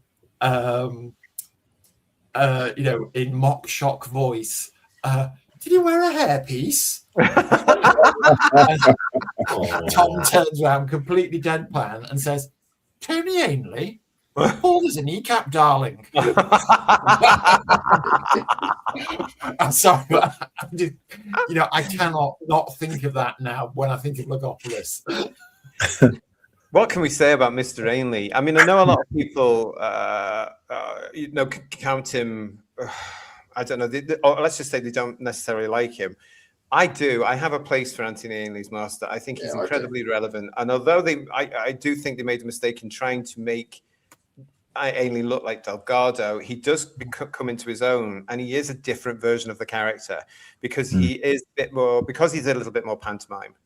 But this is the problem with it. I mean, even though I'm quite fond of Ainley's Master because I grew up with him in effect, I think that element of I know you're not going to win. Whereas with Delgado, when you come to see the Delgado episodes, you think he could actually win at any point. If anything just goes left, he could win. With the Master, with Ainley, the same with the Cave Master, but with Ainley's Master, he's not going to win because the Doctor is going to get that trump over him. And I think that's a shame in the writing. And I think that continues into the modern series. It's just me. Fair comment, I think. Yeah, fair comment. Yeah. But I'm a bit like you, JT. I think because we were there at the time as young impressionables and probably really getting into Doctor Who in such a big way, and having the character of the Master back and having the new Doctor, season 19 was thrilling, and it seemed to get more thrilling by the week. By the time the Cybermen turned up halfway through it, it was just cracking in so many ways.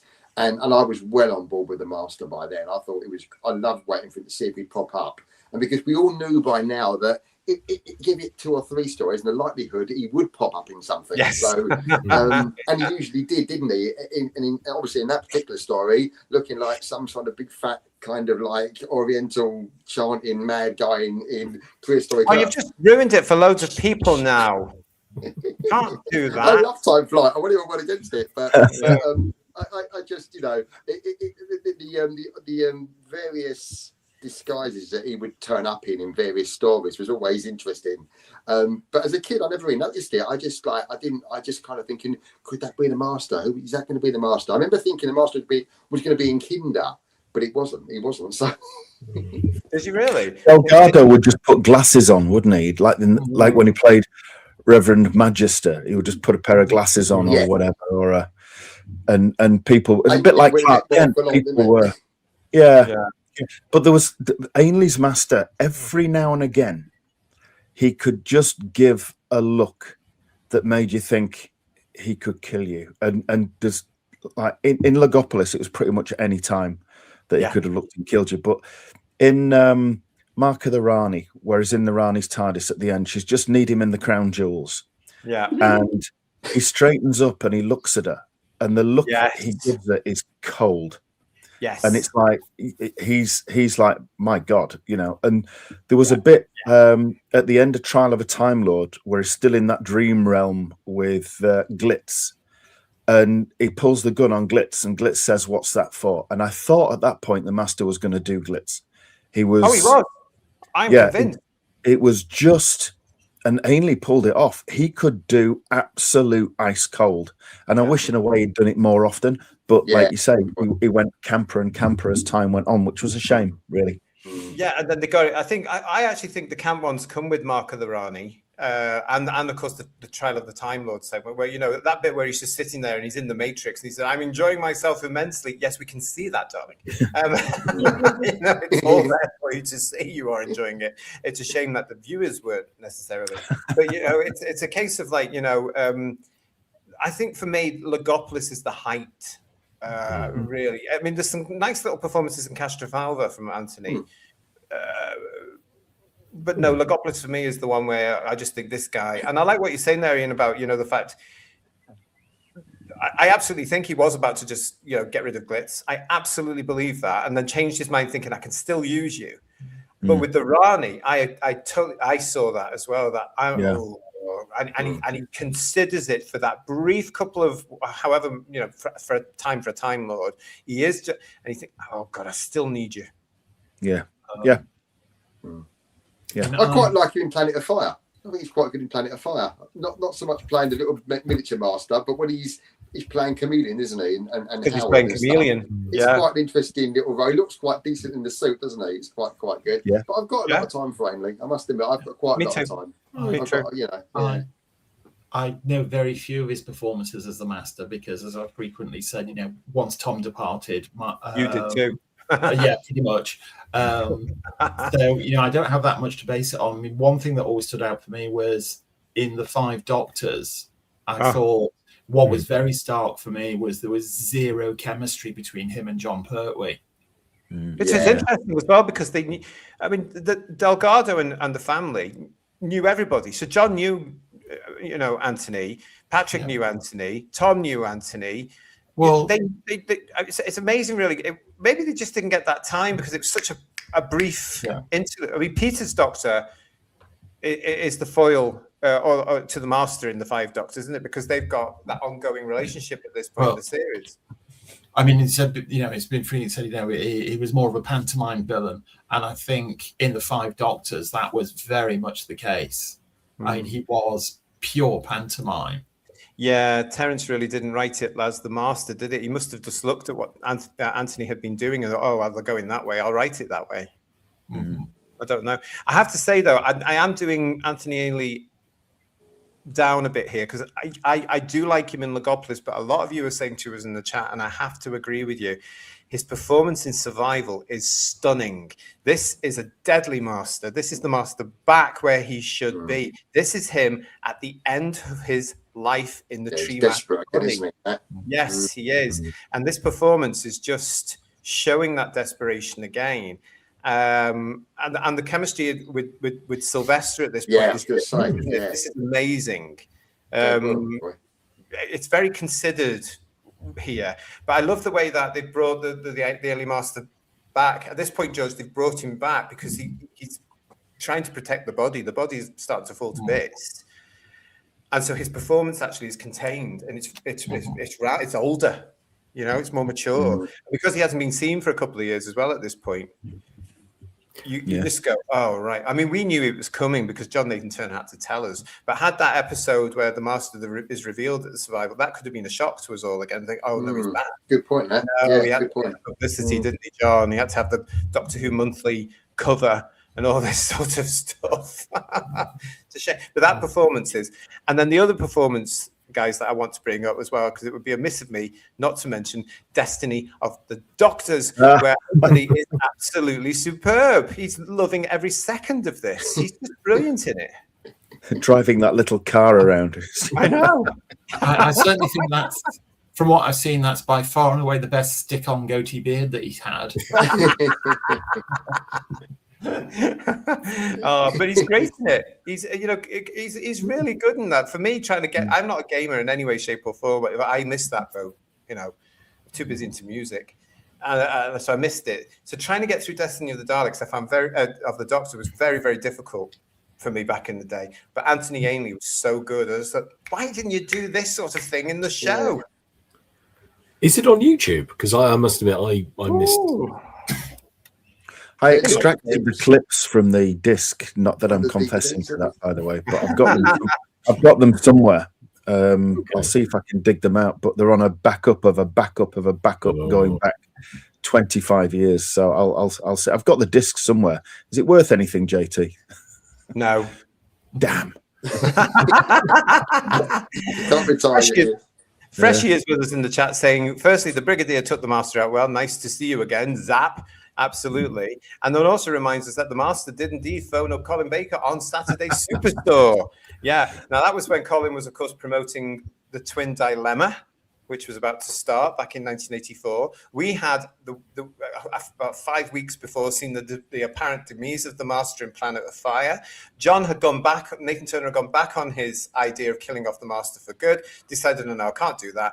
And so the way that they announced that the Master was coming back was through the Master phoning the new Doctor Who on Saturday morning telly. Of course.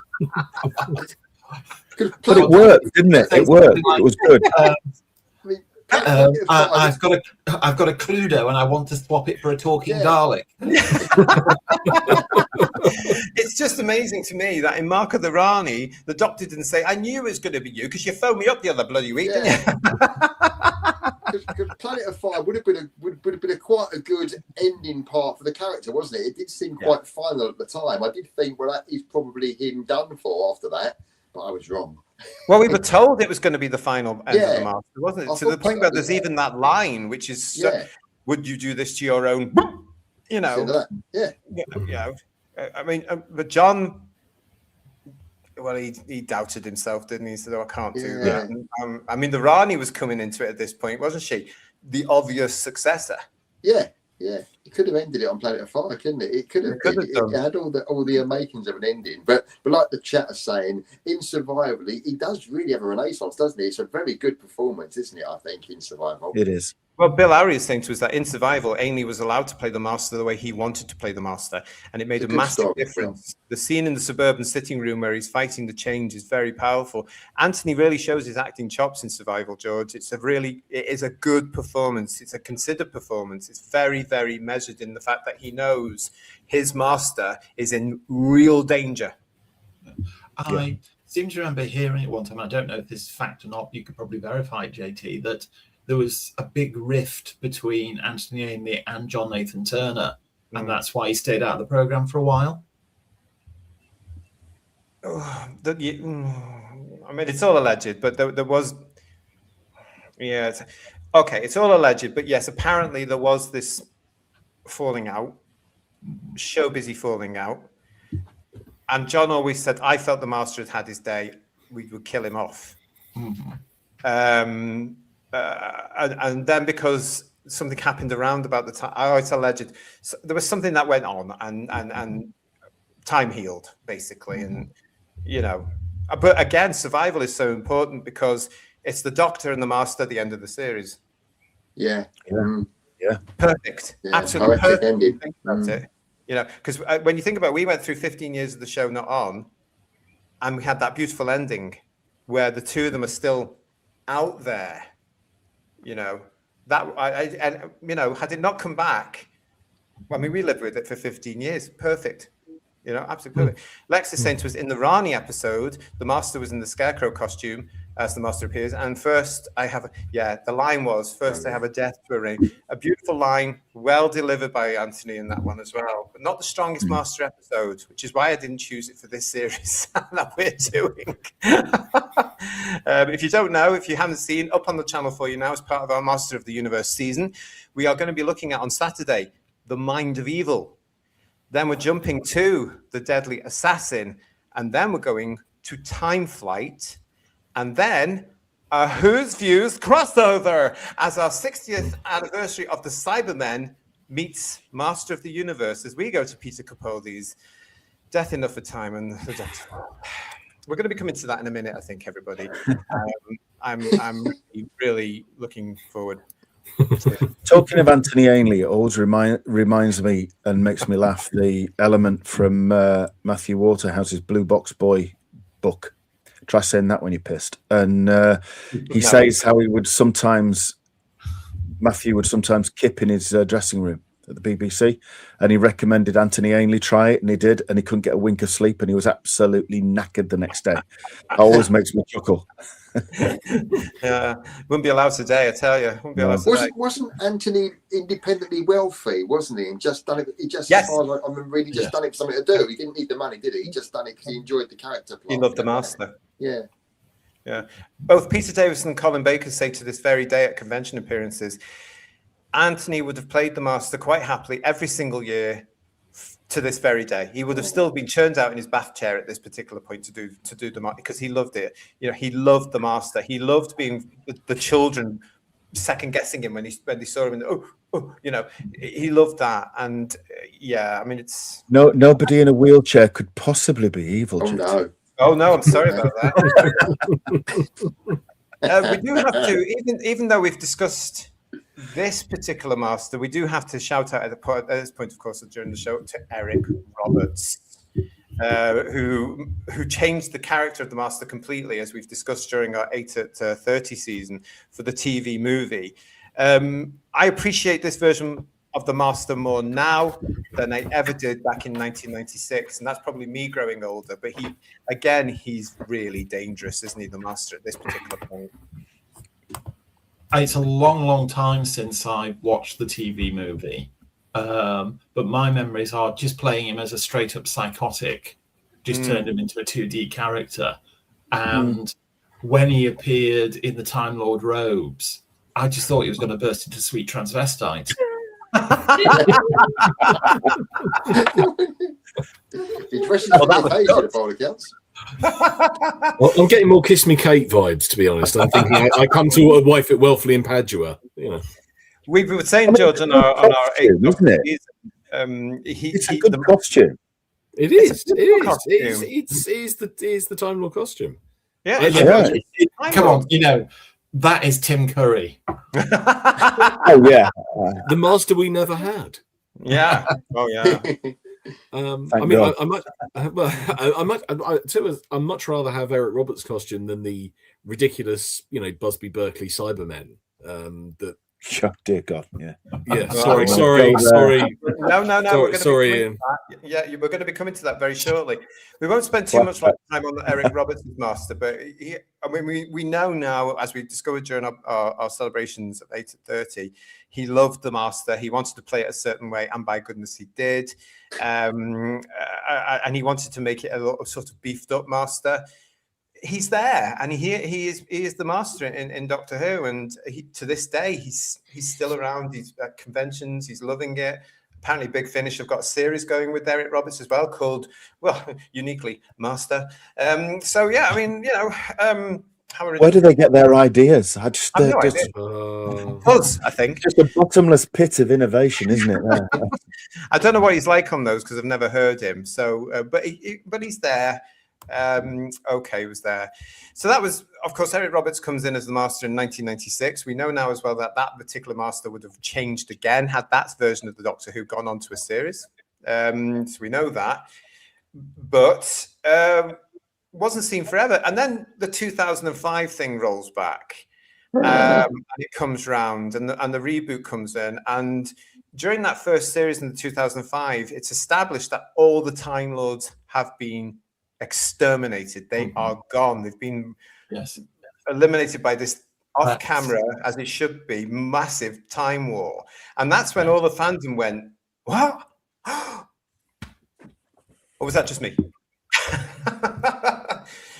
You know, it was a shock. You immediately thought, no, I think it was the end of the world, wasn't it? Second episode, where Jabe the tree said she was sorry about what had happened to the Time Lords, and you saw the Doctor with a tear in his eye.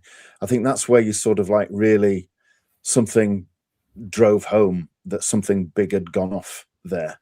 And yeah, that's where it sort of like caught my attention a little bit, I think. I just remember back in 2005 watching that, just thinking, no Master? The Master? You know, I mean, and I remember thinking at the time, getting quite sort of agitated as a fan, thinking, No. The Master would have found a way out of that somehow, because it's the Master. There is no way he would have, at the Time Lords, put him in a time war without several different escape plans. In fact, he possibly could have even have just turned around straight away and said, bugger you lot, you know, you've never done anything for me. I'm off that way. I mean, there was no way. I did never, ever was going to accept that the Master was not out there in this new version of Doctor Who. But I must have been the only person in the United Kingdom that didn't see it coming. I don't know about you lot. Series 3. Let's picture it, everybody. Series 3, Saturday night, BBC One. It's summer. I remember it very well. I was watching it in the pub with some other lots of Doctor Who fans. What a shocker. When this nice, lovely little man opens up a watch and is revealed to the world to be the Master. I nearly fell off my seat, George. I clearly remember watching that and thinking at the time, oh, fantastic. Derek Jacobi's the Master. Yes. 3 minutes later, and they've just written him out. I mean, Derek Jacobi, a beautiful actor. We all know that. I'm actually getting goosebumps, which is very rare when it comes to new Doctor Who. I'm getting goosebumps thinking about this. The way that Jacobi played this beautiful character, Yana. Now that's clever. Y-A-N-A. That's clever. You know, what happened to these people that were doing the show at this point? That reveal, the finding of the watch, the opening of the watch, heralding back to an earlier episode in this particular series. The realization as it slowly dawns on you, oh my God. And do you remember that point where Jacobi just turns around and being the actor he is, all in the eyes. I was terrified. And I'm 21 at this particular point, and I'm just like, shut up. And I'm just like, this is big. Do you remember? Yeah. I mean, they had sort of like preceded it, hadn't they, with the earlier episode in the season with the Macra. I can't remember the name of it, but the underground traffic jam, where the face of Bo died, and he said, "You are not alone," which was Y-A-N-A, which is where they linked it back to for Yana, wasn't it? So you'd got the hint earlier in the season that there was another Time Lord out there or Time Lords out there somewhere. You just didn't know what it was going to be. And then you got this. Yeah. And Jacobi was fantastic. I wish the Master we could have had for a little bit longer would have been fantastic. But they had that whole episode, Ian. They had the chance. Yeah, they had the chance, and naturally they let it go. Sadly, that was my first Master. Derek Jacobi. That was the first time I ever met the Master. Right. Well, how did you? Okay, so you're coming into it at this particular point. Then, what did you make of this beautiful, sweet, gorgeous guy? And we should have known it. He's dressed as Bill Hartnell, for crying out loud. I mean, it was obvious in our face, wasn't it? Do you know what I'm saying? I mean, this is when Doctor Who, these writers and you know who, knew what to do with Doctor Who. It was very entertaining. It was exciting. It was dramatic. It was building us all up. It was taking us all over the place and giving us a really good payoff at this point. So how did you realize that this was an old villain coming back, Kirsty, at this particular? Because this is the episode, series 3, episode Utopia. I'm a bit like Graham. I think once my dad had kind of clicked what was going on, and we used to go out for like coffee and whatnot, and he would show me, like, we'd go to Waterstones and he would show me different books, or he'd buy me different books as well and show me different photos of Roger and Anthony and the development. So he sort of clicked what was going on and kind of slyly gave the game away. And I think he was disappointed that it wasn't going to be Derek. Because I do remember watching it on live broadcast and him going, okay, this is good. Right. And both of us being disappointed with his episodes when eventually he explained and showed me the Master, and how he became John Sim, and we were just, back then on live broadcast, I was so disappointed in series 3. with the Toclifane and that Master episodes, yeah, it wasn't what I was expecting. So I've never really had that love that you lads have had with the Master. That I've not got that much of a connection because I didn't have it given to us in such a way, as you say, like a lightning in the bottle and a chemistry that you guys had. That it was pretty much, I feel it was like a tick box. That I've done the Daleks, I've done the Cyberman. Let's do the Master. Absolutely. Yeah, it was. I mean, you could, by this point, you could actually see it coming because we've had the Sontarans as well. So, but call me naive, Kirsty. I was, even though there was a tick box now, Daleks, Cybermen, Sontarans, I was expecting the Silurians at some point, you know. So I didn't, because of this whole story they brought in about the Doctor's the only Time Lord now. I went with that because we had this sort of hinted at in the 90s as well. There's only going to be the Doctor, you know. So this for me was a great surprise coming in. There is a lot of appreciation, Kirst, as well in the chat, as you'll see, for Derek Jacobi, and the fact that we all would have loved to have seen him a little bit longer. With Lex giving us for a super chat here, Jacobi was great as the Master. Funky is also being very, very clever because he says, "Ooh, I knew the Master was returning for the final two-parter." Ooh, did you know? But Jacobi was a shock. I didn't. I swear now, I must have been the only person in the United Kingdom that did not know. Honestly, it was a real shock to me. I was just thinking, oh, they've done it. They've managed to pull it off. And I didn't even see it with, you know, when they did the whole Family of Blood thing with the watch. I didn't see it coming at all. Right. Okay. So, yeah, Legion of James is saying Jacobi's revelation was a shocker, but swiftly followed by absolute crushing disappointment and utter failure with what we got in his place. Yeah.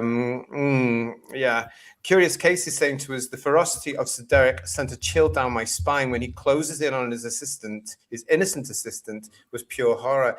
All the more so because, guys, we got to like Cho. Yeah. You know, and suddenly he just, again, the Master, dispatch, you're not needed now. Goodbye, you big blue thing. I've had enough of you. It was the Master. Absolutely terrifying. Yes. Even the way he vocalizes it, though, when Chanto shoots him and it triggers his regeneration, and he just says, "How inappropriate." Yeah. It's just like, which is a very Master thing to say, isn't it? Yeah. So understated, but absolutely shot by an insect. How inappropriate. Yeah, I love that. It's so him, isn't it, Diggs? You know, it's just perfect. Yeah. What's lovely is also the relationship between Chan and Professor Yan is it's almost like Doctor and Companion like. Yeah.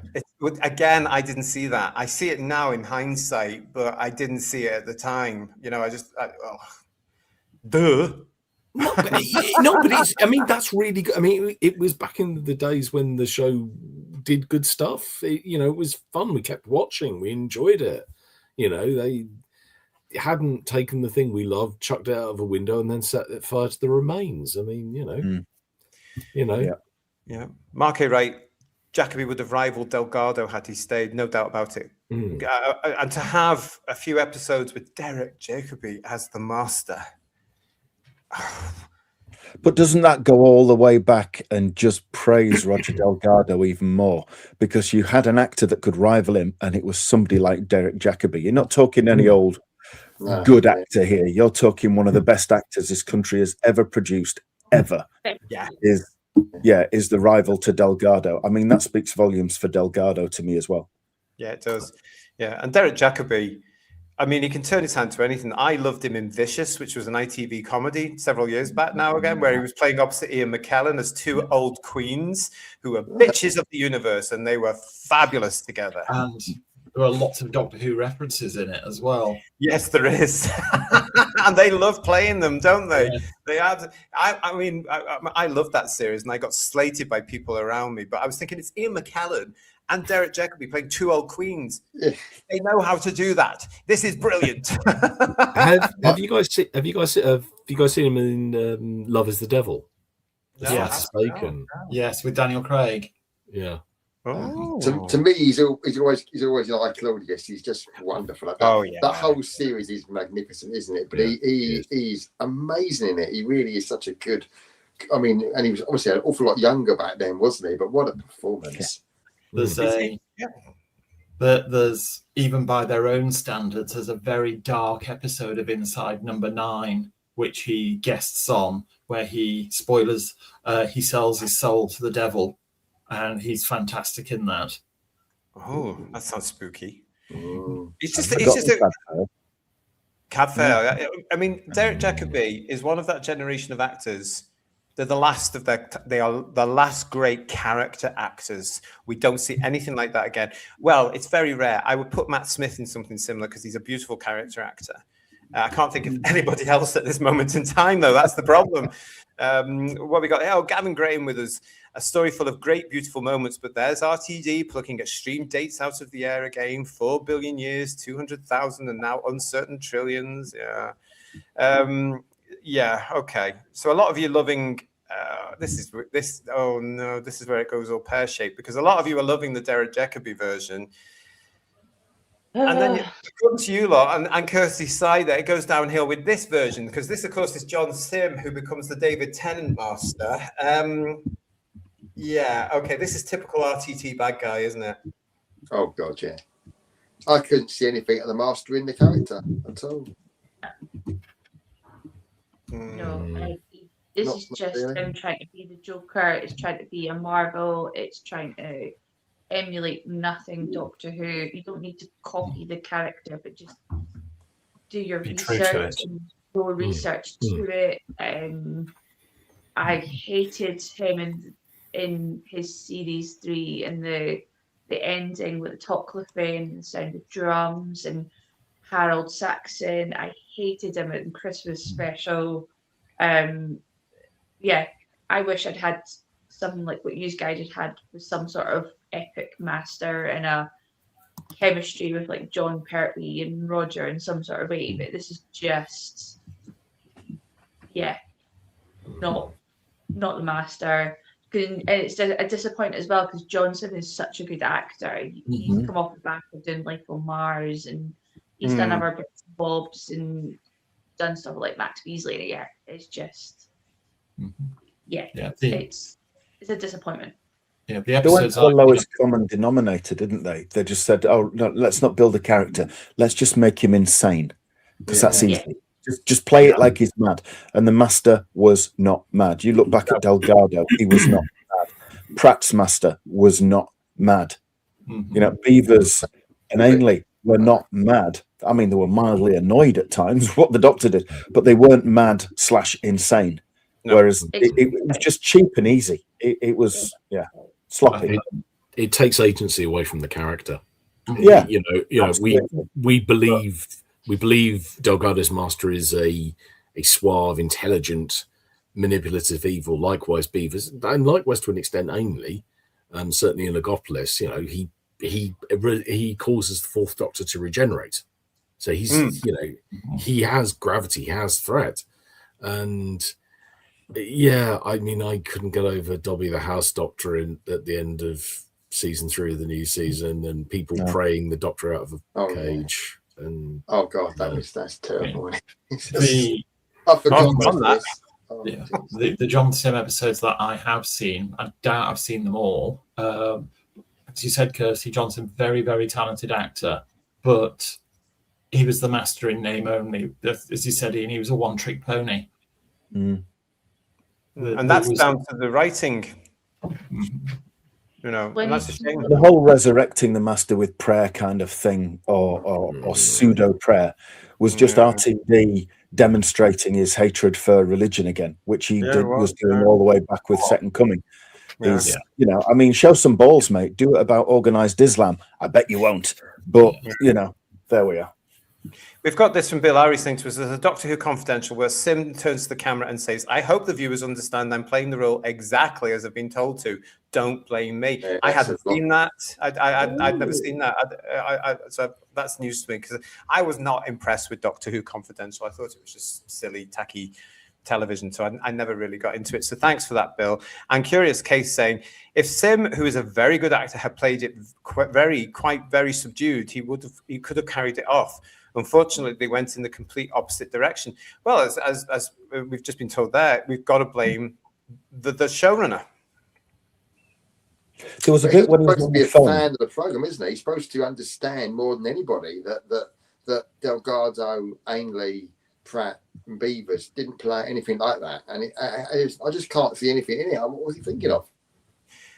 Well, if that's the way he was done it, as an actor has to do what they're told. So if he's told to play it that way, he has to play it that way. If the producer and the director what I'm getting at is why did RTD write the character so completely different? He never really understood it. He's displayed this over and over and over again with his interpretation of characters. No matter how long he claims to have been a Doctor Who fan or whatever, I don't think he's ever really understood it. And I think the same Chibnall and bloody Moffat, to be quite honest. Well, I mean, we get on to Missy later, won't we? And if you call that character something else, it's a really proper role, but it's not the Master. So why not call it? Why not have a new character, a female villain? Why have John Sim playing a Master have a psychotic new character without calling the Master, and then we'll take it more seriously and won't be so critical? The whole thing about the Master is that when it comes to the end of Tennant's time, we begin to think that the Master has gone, because that's the Master and Sim are Tennant and Sim are their era's Master, and we don't see him again. We don't see the Master in Smith's era, and I was quite happy about that, because at that point I was thinking I don't want to see John Sim's Master back. I didn't want to see how Stephen Moffat would write for the Master. I wasn't interested by that point, because I thought, I don't like the pantomime. The overindulgence of pantomime-esque and making him the twirly character, And then we get this announcement that Michelle Gomez is coming into the series as the Guardian of the Nethersphere. And I will always remember that, Who viewers, because I thought, what a cracking Doctor Who title that is. The Guardian of the Nethersphere. What the hell could that mean? I love it. And because I'm a fan of Michelle Gomez, and I rate her, and I find her gorgeous and wonderful, and I've met her very briefly once in the past, well before Doctor Who, and she was lovely, and she was brilliant in Green Wing, and she was just fantastic, just amazing in Green Wing. Yeah. Just that she made that show for me, George. Green Wing. I watched it for her because she was just brilliant. Yeah, I mean, like when I heard that Michelle Gomez had been cast in Doctor Who, I thought I'm make a point of, because by this time I wasn't even bothering to watch Doctor Who as it was going out, and I thought, I'm going to make a point of watching this because Michelle Gomez is in it. I was excited because they were saying, "Here's what a gorgeous name." Oh, she's gonna, and I just knew in that outfit she was going to be playing a villain. And I thought, this is going. Ironically, I thought, the Guardian of the Nethersphere could turn out to be Peter Capaldi's version of the Master. And because I knew that Gomez and Capaldi had known each other for quite some time, I thought there's going to be a natural rapport coming through here. How disappointed was I when I found out that they'd handed Michelle an established character, deliberately for DEI reasons, as I would now call it. Here they were testing the water for the female Doctor. And because Michelle is an accomplished, very talented actor, she made it work. But for me, she's not the Master. And this whole thing of Missy, no. This is what we all went, hang on a minute. We know what's going to happen should and when Capaldi relinquishes the role. It's pretty obvious what they were doing here. But all credit to Michelle. She was wonderful, but she wasn't the Master. Yeah, spot on. I have to sit on the fence that actually, I did really enjoy any time she was on the show. And at that time, I was just like, okay, let's see what happens. And it was a wee bit of a shock that this could happen, and the Master was female. But those two, as actors, could read a menu, and personally, I'd be entertained. I don't know. Yeah. I don't know if it's like the Scottish in me that watching these two absolute Scottish titans of the acting world, and those two had chemistry. They were handed some absolute garbage at times, but they were able to put a diamond on a turd, in a sense, in certain approaches. Oh, we on Jodie Whittaker already. Sorry. Yeah. Well, that was a diamond. But yeah, Michelle was phenomenal for what she was given, and I do wish that she'd had her own role, and that was left alone, and just DEI can just go and do one. She is phenomenal. You can see where the BBC started to do all this thing and where show business starts to go down, because that's the only reason they did it. They thought we're going to have they thought we're going to have a female doctor. We're going to have to cave into these people who are moaning at us, all 4 of them. We're going to have to bend the knee to them. We'll test it with the master, and shame on them, because Michelle is such a good actor, a brilliant character. She deserved her own baddie. She could have been up there with the master as her own baddie, you know. I'm so disappointed for her. Just very quick. Did any of you ever watch Bad Education on BBC Three? No. She played just like equivalent of Missy being her headmaster. And she ran a school, and it was like Miss Trunchbull meets the master, meets Missy, meets the Wicked Witch of the West, and it was that was the first time I saw Michelle Gomez, so I was really excited about that. But yeah, it's disappointing, but she made it worth it with what she was given. Also, as a sidebar, I don't know if she still does it. I don't think she does, but at one time she had a regular YouTube series where she played this Scottish agony aunt. Yes. And it is side-splittingly funny. It's also extremely rude at times, but it's funny. I might have to look that up. Darren Reed said, even if a female master had worked, it would have been a second-rate Servalan. Now, I remember thinking something at the time. The ultimate female baddie in science fiction, especially British science fiction, is Servalan from Blake 7. You've got to be very careful where you tread now. But there's a template. You didn't need the master. You didn't need to do an unnecessary gender change. There's the template in Blake 7 with the beautiful, gorgeous, incredible Jackie Pierce. God rest her soul. She set the template for any woman coming after her, no matter what decade you're in. And they didn't even bother to do that. Legion James is saying Capaldi and Gomez were brilliant together. They were absolutely failed by the writing. This is where you're going to start losing me now, everybody, because we're getting into an era where I can't remember or didn't watch. Funky is saying those scenes of Peter and Michelle in that one episode of season 10 involving the execution were great. Can't remember it. Don't know. Sorry, can't comment on that. Curious Case is saying, spot on analysis, JT. I thought that she was the masterish early on, but she sold it. It's just a pity they didn't give her a unique character, but I still loved her. It's down to Michelle Gomez's success, because she's a talent, that we got the Whittaker Doctor. If the master had failed as a woman, we wouldn't have got the female doctor. So it's Michelle Gomez's fault. I don't know. I think that was tied on. I think ever since we got mentioned the Corsair, the character of the Corsair was mentioned. It was true. Yeah, that's true. Yeah, and this sex changing time. I mean, George, you mentioned something very earlier on about Talons of Weng Chiang could have seen a return of the master. Yes. Excuse my name dropping for a moment, but by pure luck, many years ago, I ended up sitting next to Philip Hinchcliffe at a BAFTA dinner. Blimey. Darling. And chatting away as you do, making polite conversation, and it was so obvious that he was so affectionate and so proud of his time and association with Doctor Who, and he was telling me all sorts of little snippets, one of which was the original scripts for Talons of Weng Chiang. Magnus Greel was originally going to be the master, and he vetoed it. And very late in the day, there was a quick rewrite by Robert Holmes, and Weng Chiang became Magnus Greel instead of the master. And if you look at Talons of Weng Chiang now, it's so obvious it was set up to be the master.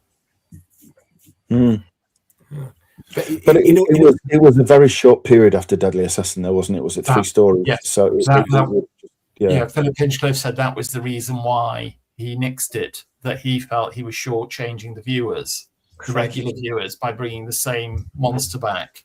Can you imagine Wheeler with the master? Oh, yeah, 3-4 stories down. I mean, I think he was wrong. I think it would have worked wonderfully well. Yeah, I think it would have. I think we were shortchanged full stop, because we should have had another Philip Hinchcliffe season and just let him run rampant. Those 3 years are absolutely solid gold. And just to think we could have had another year of that is just heartbreaking, to be quite honest. I did have a wonderfully smug moment when, if you've ever seen the season 14 Blu-ray, where Philip Hinchcliffe does the In Conversation with Matthew Sweet, and Philip Hinchcliffe says in that, Wayne Chang was originally going to be the Master, and Matthew Sweet looks and says, "What?" And I sat there watching, going, "Oh, I knew that 20 years ago." Bless you. I wonder if we had got any Master stories in Graham Williams' era. I can't really see it working, can you? It's so comedic and light-hearted, and obviously, to be fair to Graham, he was told, wasn't he, to certainly lighten the mood and ramp it up. Yeah. So I think, I mean, as we said before, Philip Hinchcliffe's idea of reinventing the Master is a completely different, and having a really strong character against Tom. I think, if you look at somebody like Bruce Purchase as the pirate captain, who was a really strong, big actor, somebody like that would have pulled it off in that era. Yeah, because Tom really, in that particular story, Tom really ups his game, doesn't he? And when they're shouting at each other on the bridge, it's an interesting dynamic between the villain and the hero. But what about Julian Glover? Yeah, Julian Glover. Count Scarleone, yes. Yeah. But in a way, I wonder if we gained a little bit more by having Magnus Greel as this on his own character. He's this, we have a future potential dystopian Earth that's coming back to try and hide its sins in the 19th century. And in a way, I was kind of thinking, if Missy had remained Keeper of the Neversphere rather than becoming the Master, we'd have actually had something adding to the mythos of Doctor Who. That there's this thing called the Neversphere. It's got a keeper who's this bit of a villain. It's sort of like it becomes one of these wonderful one-off characters who maybe we don't hear any more about again, but they leave us something. They add to the tapestry of the show. I think so. Yeah. I mean, the fact that I got all these things when I heard she was playing the Guardian of the Neversphere, I started going off as fans do, thinking E-Space and all this sort of stuff, and the fact that this could be Capaldi's main villain, because he was new to the role when he announced this. Don't forget, he was, new to the role. So it was a case of like, okay, this could be his returning villain, and this could be some other thing. And I was so gutted and disappointed. But Bart Wright is in the chat saying the Master had already used his regenerations, had become Tremas and a CGI snake. I could accept Gomez as the latest incarnation. Surely the Master was no longer relying on regeneration by this point. Mark, I get what you're saying to you, but I'm respectfully going to challenge you on this, because they didn't explain this. Now, I always thought, because I was so against this gender-bending nonsense in Time Lords, and still am, in case you don't know it, it was a case of like, I thought, right, okay, this is the Master. What if, because we hadn't seen him since John Sim, what if something had happened and he had to grab the nearest body to him, and he just happened to be in that era of England, and he'd kidnapped the body like Tremas? But no, because unfortunately, they had to go and explain it like they do in all sorts of things, because apparently Missy becomes John Sim. Or vice versa. It's mentioned in the last one, which we are going to be looking at, the last Peter Capaldi episode, which we're reviewing in a few weeks' time. I'm so looking forward to it. It doesn't he say to her, "I don't like what I've become," or something along that line? So she is either a regeneration from him, or he's about to regenerate into her. Wasn't the explanation was she was the next regeneration of the Master after John Sims's version? Yeah, so they had to explain it. So you can't even get around the fact you can't. It was absolutely Time Lord thing. At the end of series 3, though, they when they're talking, I think the Doctor and the Master and Sim's Master are talking on the phone. He says, "When the Time Lords resurrected me," which I think was to fight in the Time War. So that made me think he got his new life cycle that they'd promised him in the 5 Doctors, because he regenerated properly into Sim from Jacobi, didn't he? Yeah, we saw that, didn't we? Yeah. Obviously, there was something that went wrong with his resurrection from that ring that made him go into a negative skeleton, almost harking back to his skeletal form a little bit and everything else. But they never actually said that ruined it. I don't know. It was just. It gets awful. complicated, and it was getting silly because what they were doing here now is, it was mentioned earlier on, tick boxing was coming in. Tick boxing was coming in, but not tick boxing in the way that, oh, I've had this villain, I've had this villain, I've had this villain, Kirsty. It was a case of tick boxing of, we've got to do this, and we've got to do this, we've got to do this. I remember when the reveal came that the character was the Master, it was a full-on eye roll moment for me. And me. And I remember thinking something like we've all said here, I think that from the episodes I saw, I said, huge fan of Michelle Gomez. I thought the characterization she did was great. Why did it have to be the Master? And I remember thinking, in that proper zipped up anorak sort of way, why couldn't you do something like she was a future regeneration of Romana that had been corrupted by power or something? Which would have been lovely. Yeah. But I still would have liked a brand new villain for a brand new era, for a brand new Doctor, for brand new kids who are watching the show, like people like Kirsty and Emilio, their brand new big bad. That would have been lovely. But oh no, they had to go and test the water, didn't they? It gets worse, I have to say, because this is where I started, Who viewers, to tap out of Doctor Who. My interest at this point was thinking this is going beyond where I want it to go. I put up with it to this point. I was loving Capaldi, and I only stayed with it because of him. And actually, I love Michelle Gomez, as I've said, but to me, she wasn't the Master, so I couldn't accept that side. But I stuck with it, but I can't retain the information of it. And then, of course, I lose it completely when Jodie Whittaker arrives, which was too much for me. I thought, no, that's never going to happen. And I never knew that they brought the Master back. And when I'm doing the research for this, I got these pictures. And why does he look like the Joker, everybody? Now, who is this? This is Sacha Dewan. Thank you. So this is in the Chibnall era, of course, which thrives on tick boxing elements. I mean, look at this. Boris Hussein in Adventure in Space and Time. He did, and he did it very, very well. And he's a lovely actor. But I'm going to ask you guys, because I look at this outfit and I think that's more of a Doctor outfit than the Doctor's got at this point. On that photograph, he seems to be wearing Peter Capaldi's hand-me-downs. Well, it's very similar, isn't it? But he does remind me as well of the Joker. So you're going to have to tell us about this version of the Master, because I know nothing about it. No, I've not seen it. Did he pull it off? Was he the Master? I've not seen it, so I can't tell you. No, it's all right. No. Turned up pretending to be some government spy agent or whatever, some bollocks, and then trapped the Doctor in a crashing aeroplane, which sadly she escaped from before it hit the ground. Appeared in various other stories, or at the end of that story ended up in World War II Paris with the German soldiers. I won't say the word for them, at the top of the Eiffel Tower, and the Doctor somehow tricked some perception filter, again bollocks, that made the German soldiers see him for what he was, i.e. not white-skinned, see what's coming here. But the thing is, in the background, Paris seemed to be ablaze and under artillery fire, and anything about World War II.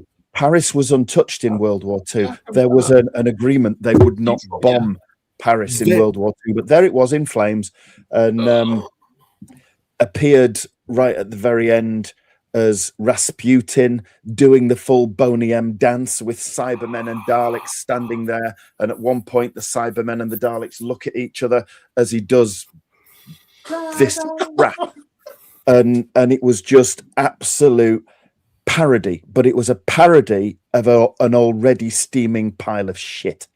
It really was. Apologies, but honestly, from your description, Ian, it makes me long for Graham Crowden in the Horns of Nine. You meddle dreams of I think we all need to sit down and write a long letter of apology to the Horns of Nymon. Well, as I say, anything from the Gower era makes me actually reappraise everything from the 20s. I mean, we are reviewing Time Flight in a couple of weeks deliberately because I'm looking forward to looking at it again as part of our Master season. So that's saying something for me. I have to say there is not much love from our viewers, those of you who are in the chat now, for Sacha Dewan. Is that right? Dwan as Chibnall's master. Now, I want to remind you at this point that Chibnall was, I'm not saying he is now, but when I briefly met him, he was all those years ago, he was a massive fan of the Pertwee era. He was a Pertwee fan. So he should have known how to A, write the Doctor, and B, write the Master. And according to this, he didn't. Mark A. Wright is saying, another superb actor ruined by writing.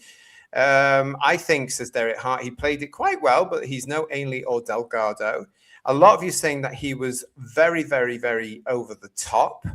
Although Funky is saying he was great as from what I can remember. Okay, there's two that quite liked him. Stephen O'Neill is saying, I cannot bear to watch the Whittaker era again and will not be watching the repeats of that era when BBC Three start repeating them.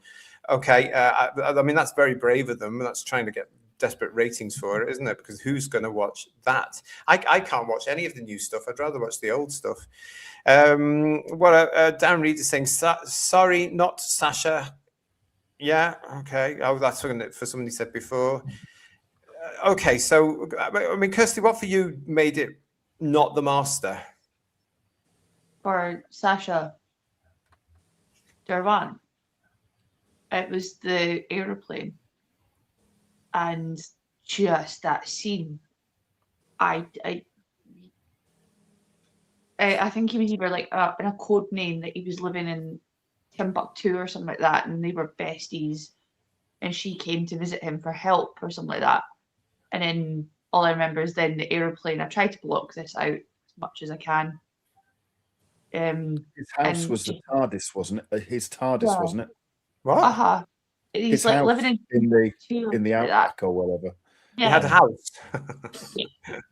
She comes to visit him, and then all I remember then is an airplane, and they're all in suits.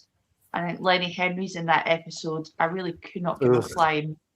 Yeah. It had a Bond riff, didn't it? She was in this black suit tuxedo, trying to sort of like, I'm a female doctor, so I'm going to dress like a man, clearly. Yes, and the other female doctor did it as well, didn't she? He is for women, so let's dress like men. Yeah. Yeah, and he's on the airplane, and he's like, he's just not. It was emulating or trying to be community theatre, trying to be a big boy and play a role. It's awful. I've seen him in other stuff. He's actually a really good actor. And he's done some other BBC shows, but yeah. It was like a Christmas play at a special school, wasn't it? Let's be honest. I mean, just want to be like, well done.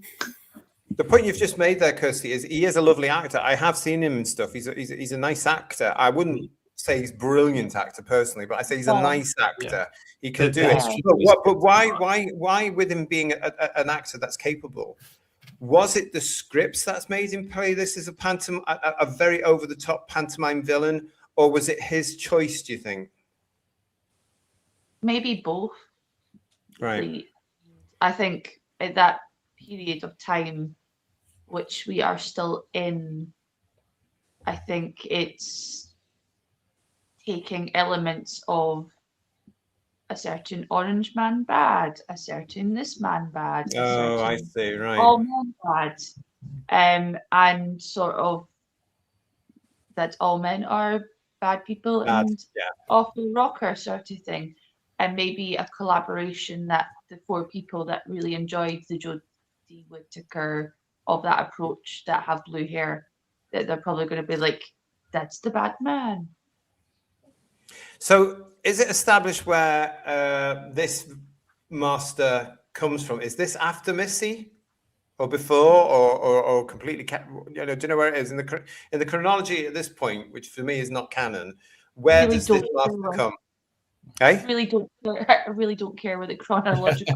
Yeah. Sorry, JT, you're obviously confusing us with people who give a toss. For those that you watched it, it might have been explained, and I just thought I'd ask because obviously I'm not aware. It feels like yesterday, but it was so long ago, and it was even that was to the point that I was just like, nah. I'm okay if I'd never met you guys and if I'd never met Paul first, I would have been like, nah, I'm good. Like, it's fine. We don't need to, a bit like a dodgy date, we don't need to see each other again.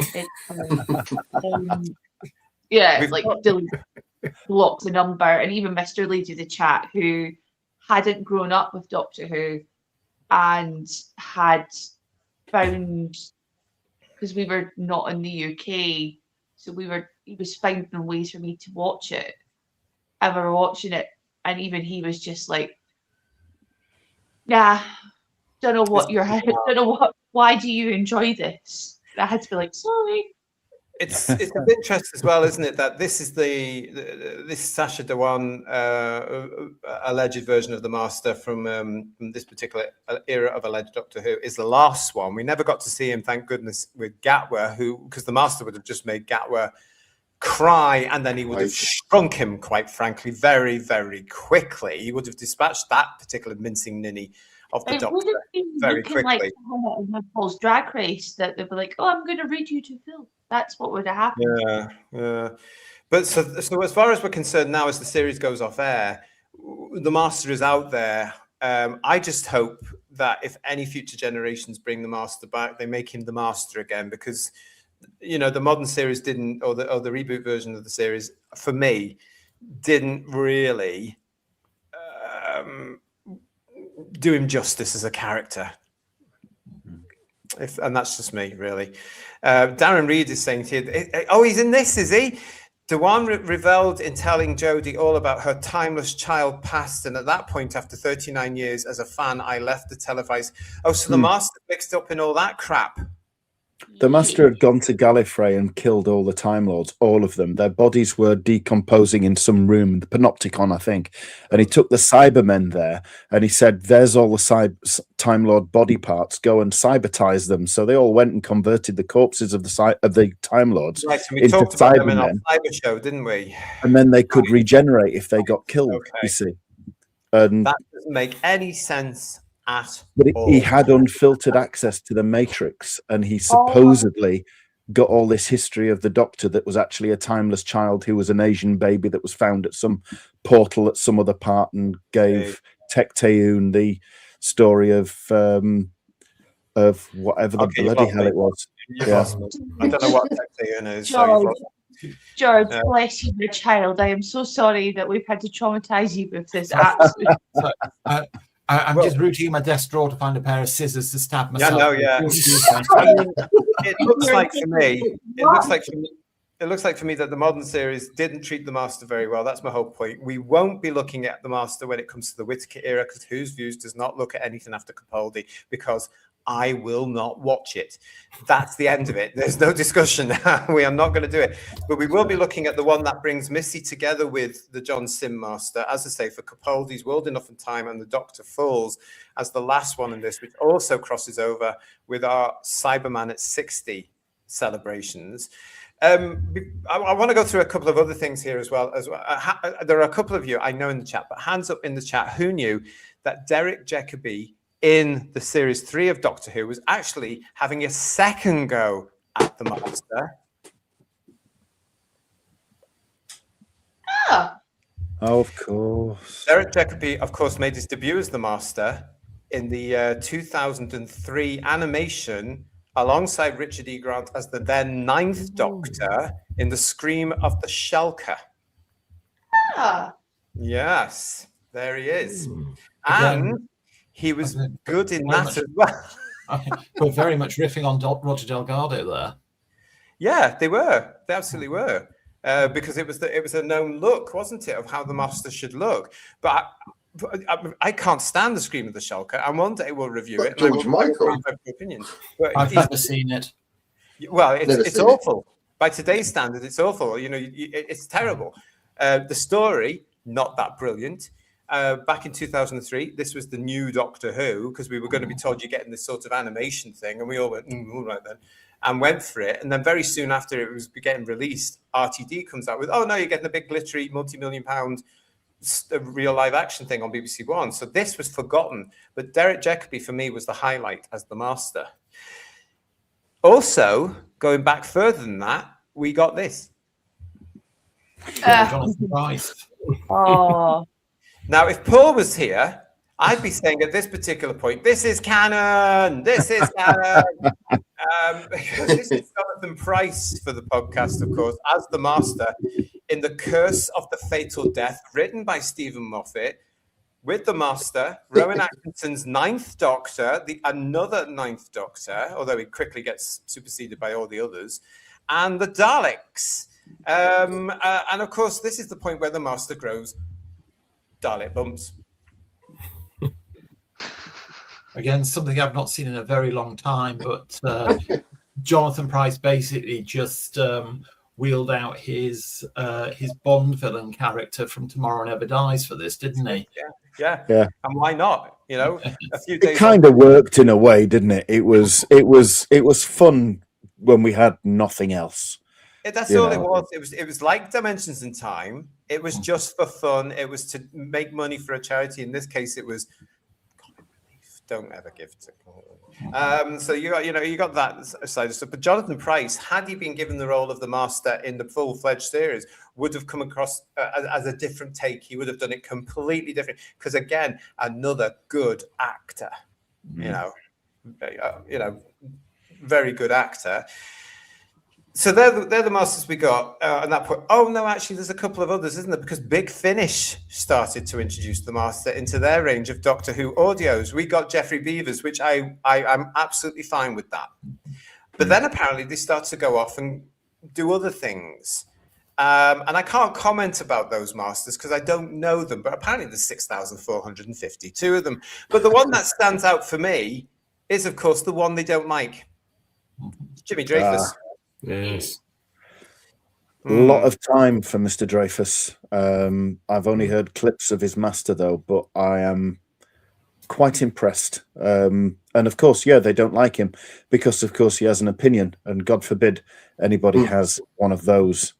But no, got a lot of time for him. Well, I've got friends that have listened to Jim's version of the Master. Now, apparently, in the Big Finish canon, he says, reading from the notes they've given me, Jim Dreyfus's Master is the original, the first incarnation of the Master. You can correct me if I'm wrong, but this is what my friends have said who have listened to it. They've stopped listening to it now because of what happened with Big Finish and Jim. But apparently he was playing the first incarnation who came across the first Doctor, the second Doctor. Okay, so it's at that point in time. So, and they're saying, they were full of praise for the fact that James can play malevolent, dangerous, nasty, villainous. They said he captured the Master beautifully. I think the writing must have helped with that as well. But now forgotten, of course. Now forgotten. And it's very interesting. As Big Finish pointed themselves out, and I didn't take the graphic for this, but you may have seen it a wee while ago on Twitter, a couple of years ago. Every time the Master is mentioned, it's the James Dreyfus Master that comes up when they mention it on their social media for Big Finish Masters. Lovely. There you go. But apparently he was very, very good. So Steve Andrews is saying, I've got that. I've got Dreyfus' first outing. Yeah. Did you like it, Steve? Did you like his performance? Yes, Lex, it was an excellent picture of him and Tom. It's one that they don't make let him go out there, but I've got it and I'm keeping it. James Dreyfus is legend, John Roberts, and Darren Reed saying to us, he's a big fan, that Moffat. He mentions Tercerus. Yeah, Tercerus. What's that? Go on, sorry, who's talking? I was going to say that photo of James Dreyfus with Tom there. I know James Dreyfus did a couple of Big Finish audios with Tom, but not as the Master. He was other characters. Well, this is one, I believe, where he did. Now, correct me if I'm wrong, but this is one where he did, and it wasn't released.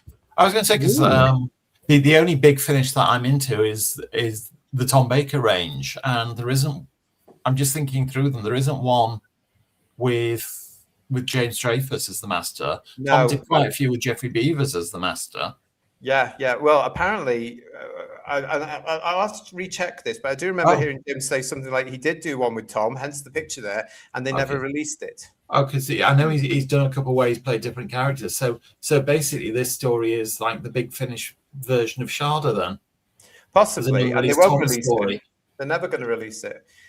Anyway, so there we go. That was another one I wanted to mention. I just want to indulge your sensitive imagination now, panel and Who viewers. We mentioned very, very briefly there, mate, Tercerus. Now, Tercerus, of course, is the legendary place where the Master regenerates, where Goth picks him up, isn't it? Right? I wonder what would have happened had Goth got to the point. I wonder if that's where the Master on Tercerus regenerated. Oh, George. Oh, my word. Yeah. These are images from George IV here, of course, friend of Who's Views, with his lovely images that he does for AI. So this is the Roger Delgado Master in absolute pain, beginning a regeneration process as his body has been crippled and destroyed. So who knows? Could this have been Tercerus? I don't know. Who remembers when Anthony Ainley's Master caught up with the Cybermen? These are priceless, aren't they? They're absolutely wonderful. He's so good at this, isn't he? Yeah.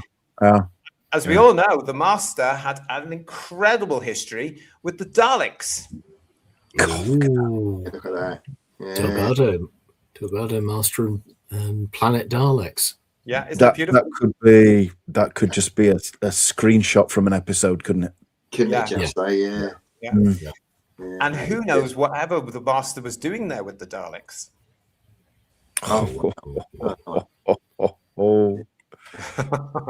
The stories, these things. Yeah, I mean, as fans, we can start to think now, can't we? What was going on? Yeah. What was going on? Yeah. One picture that George has captured the Master for me and perfectly is this one. Oh yeah. Look at that. Oh yeah. Look at that. Turning up at Devil's End. Yeah. Popping into the vicarage to have a chat about, Absolutely. Just going to have a discussion with Canon Smallwood before he strangely suddenly disappears. Before he was taken ill so mysteriously. Of course, the Master did have the odd day off. That's funny. That laugh was actually quite like the Master there, Graham. Knock that off. But there he is for the podcast. It's the Ainley Master meeting the Delgado Master in a cafe for a lovely cup of tea and a gossip about what villainy they're up to. But wouldn't it have been annoying if they were sitting in that cafe and a know-all turned up? Yeah, it would have been. Splendid. It actually looks a bit like the calf from Remembrance. Doesn't it? Yeah. Yeah. The cats of old with the smoke in the air as well, Gosh, all those happy days. And then finally, to tie it in with our last series, what if the McGann Doctor had met the Delgado Master? Wow. That's lovely, isn't it? Where's Blue when you need him? Yeah. George IV. I mean, honestly, you just every time he produces something, he's done some stuff today with Morbius, and it just. I saw that in the Morbius one sided. Yeah, when he puts them out there, they are just breathtaking. They're everything you imagine in your head. Additional scenes that you make up in your head are now visualized. Yeah, very, very talented guy, isn't he? Very talented. He's very, very good. Yeah, if you're not following him already on X or Twitter, as all these used to know it, then you can find him, George IV. And as ever, George, thank you very much for letting us show them on the show. I really appreciate it. Darren Reed you're all appreciating it in the chat. Darren Reed is saying, imagine answering the knock on the door. No, I'd run a mile after actually having a slight accident. Honestly, can you imagine? Oh my God. Yeah, it is wonderful, all that sort of stuff, isn't it? Now, Chris Kaz, thank you for this information, who says, yes, Doctor Who, The Blood of the Time Lords, was the fourth Doctor with James Dreyfus as the Master and never released it in their vault, which is a box underneath the sink over at Big Finish. Never released. I wouldn't be at all surprised when Tom calls it a day with Big Finish. They'll release it then. Oh, yeah, they'll do anything then, won't they? Yeah. Bit more cash. Well, it wasn't down to Tom that let's just make that clear. Yeah. It wasn't down to Tom that it was cancelled. It was Yes. down to the Big Finish's decision. Yes. James Strange Yeah. what a woman is, and said so, and supported the whole J.K. Rowling thing. That's all it was. It was that petty, with these people denying reality. Yes. That's Well, all it was. as we know, times are a-changing, thank goodness. And you never know. I have to say, though, Who Viewers, if and when that is released, I will be buying it as long as they put Jim back on the cover as the Master, because they took him off the cover of several, and they also took him off this whole thing they did where they had all the Masters together or something. It's so petty, isn't it? It just shows you what their mentality is. It is. You know, they don't deserve any success at all. They are moronic. Got no time for them. One day we might get it, everybody. You never know. Stay tuned. Listen, this has been the start of our Master of the Universe series this June here on Who's Views. As I say, we have got coming up for you on Saturday, live on the channel at 8 o'clock, our review of The Mind of Evil. Next week, our review of The Deadly Assassin. The week after that, our review of Time Flight. And then finally this month in this series, the Master of the Universe crosses over with our celebration of 60 years of the Cybermen, as I've mentioned, for World Enough for Time and the Doctor Falls. So you're getting the Cybermen and 2 versions, allegedly, of the Master in that, as well as Capaldi. So we're going to be looking at all that. I want to say a huge thank you to joining us all tonight, to George, to Graham, to Kirsty, the lady of the chat, to Third Doctrine, and to Digby. Thank you for being on the panel tonight. Appreciate that. Thank you. I hope you've enjoyed this launch of our Master of the Universe. See what I did there? Series. Lots coming up for you this month, and I hope you're going to enjoy it. I really do. If you're new to the channel, please subscribe. Give us a thumbs up. You can hype if you like. If you've already subscribed to the channel, make sure you are still subscribed. Don't forget, you can find us on Instagram and you can find us on Facebook. Just search Who's Views. It will come up. And we will see you for The Mind of Evil. You've got tomorrow and Saturday to watch it. That's going to be fun, everybody. And we'll be back on it. It's a John Pertwee gem. Let's face it. Let's have a look at it on Saturday. So from the panel, myself, to all of you, thanks for joining us. Take care of yourselves. Ta-ra, everyone. Good night. Yeah. Bye.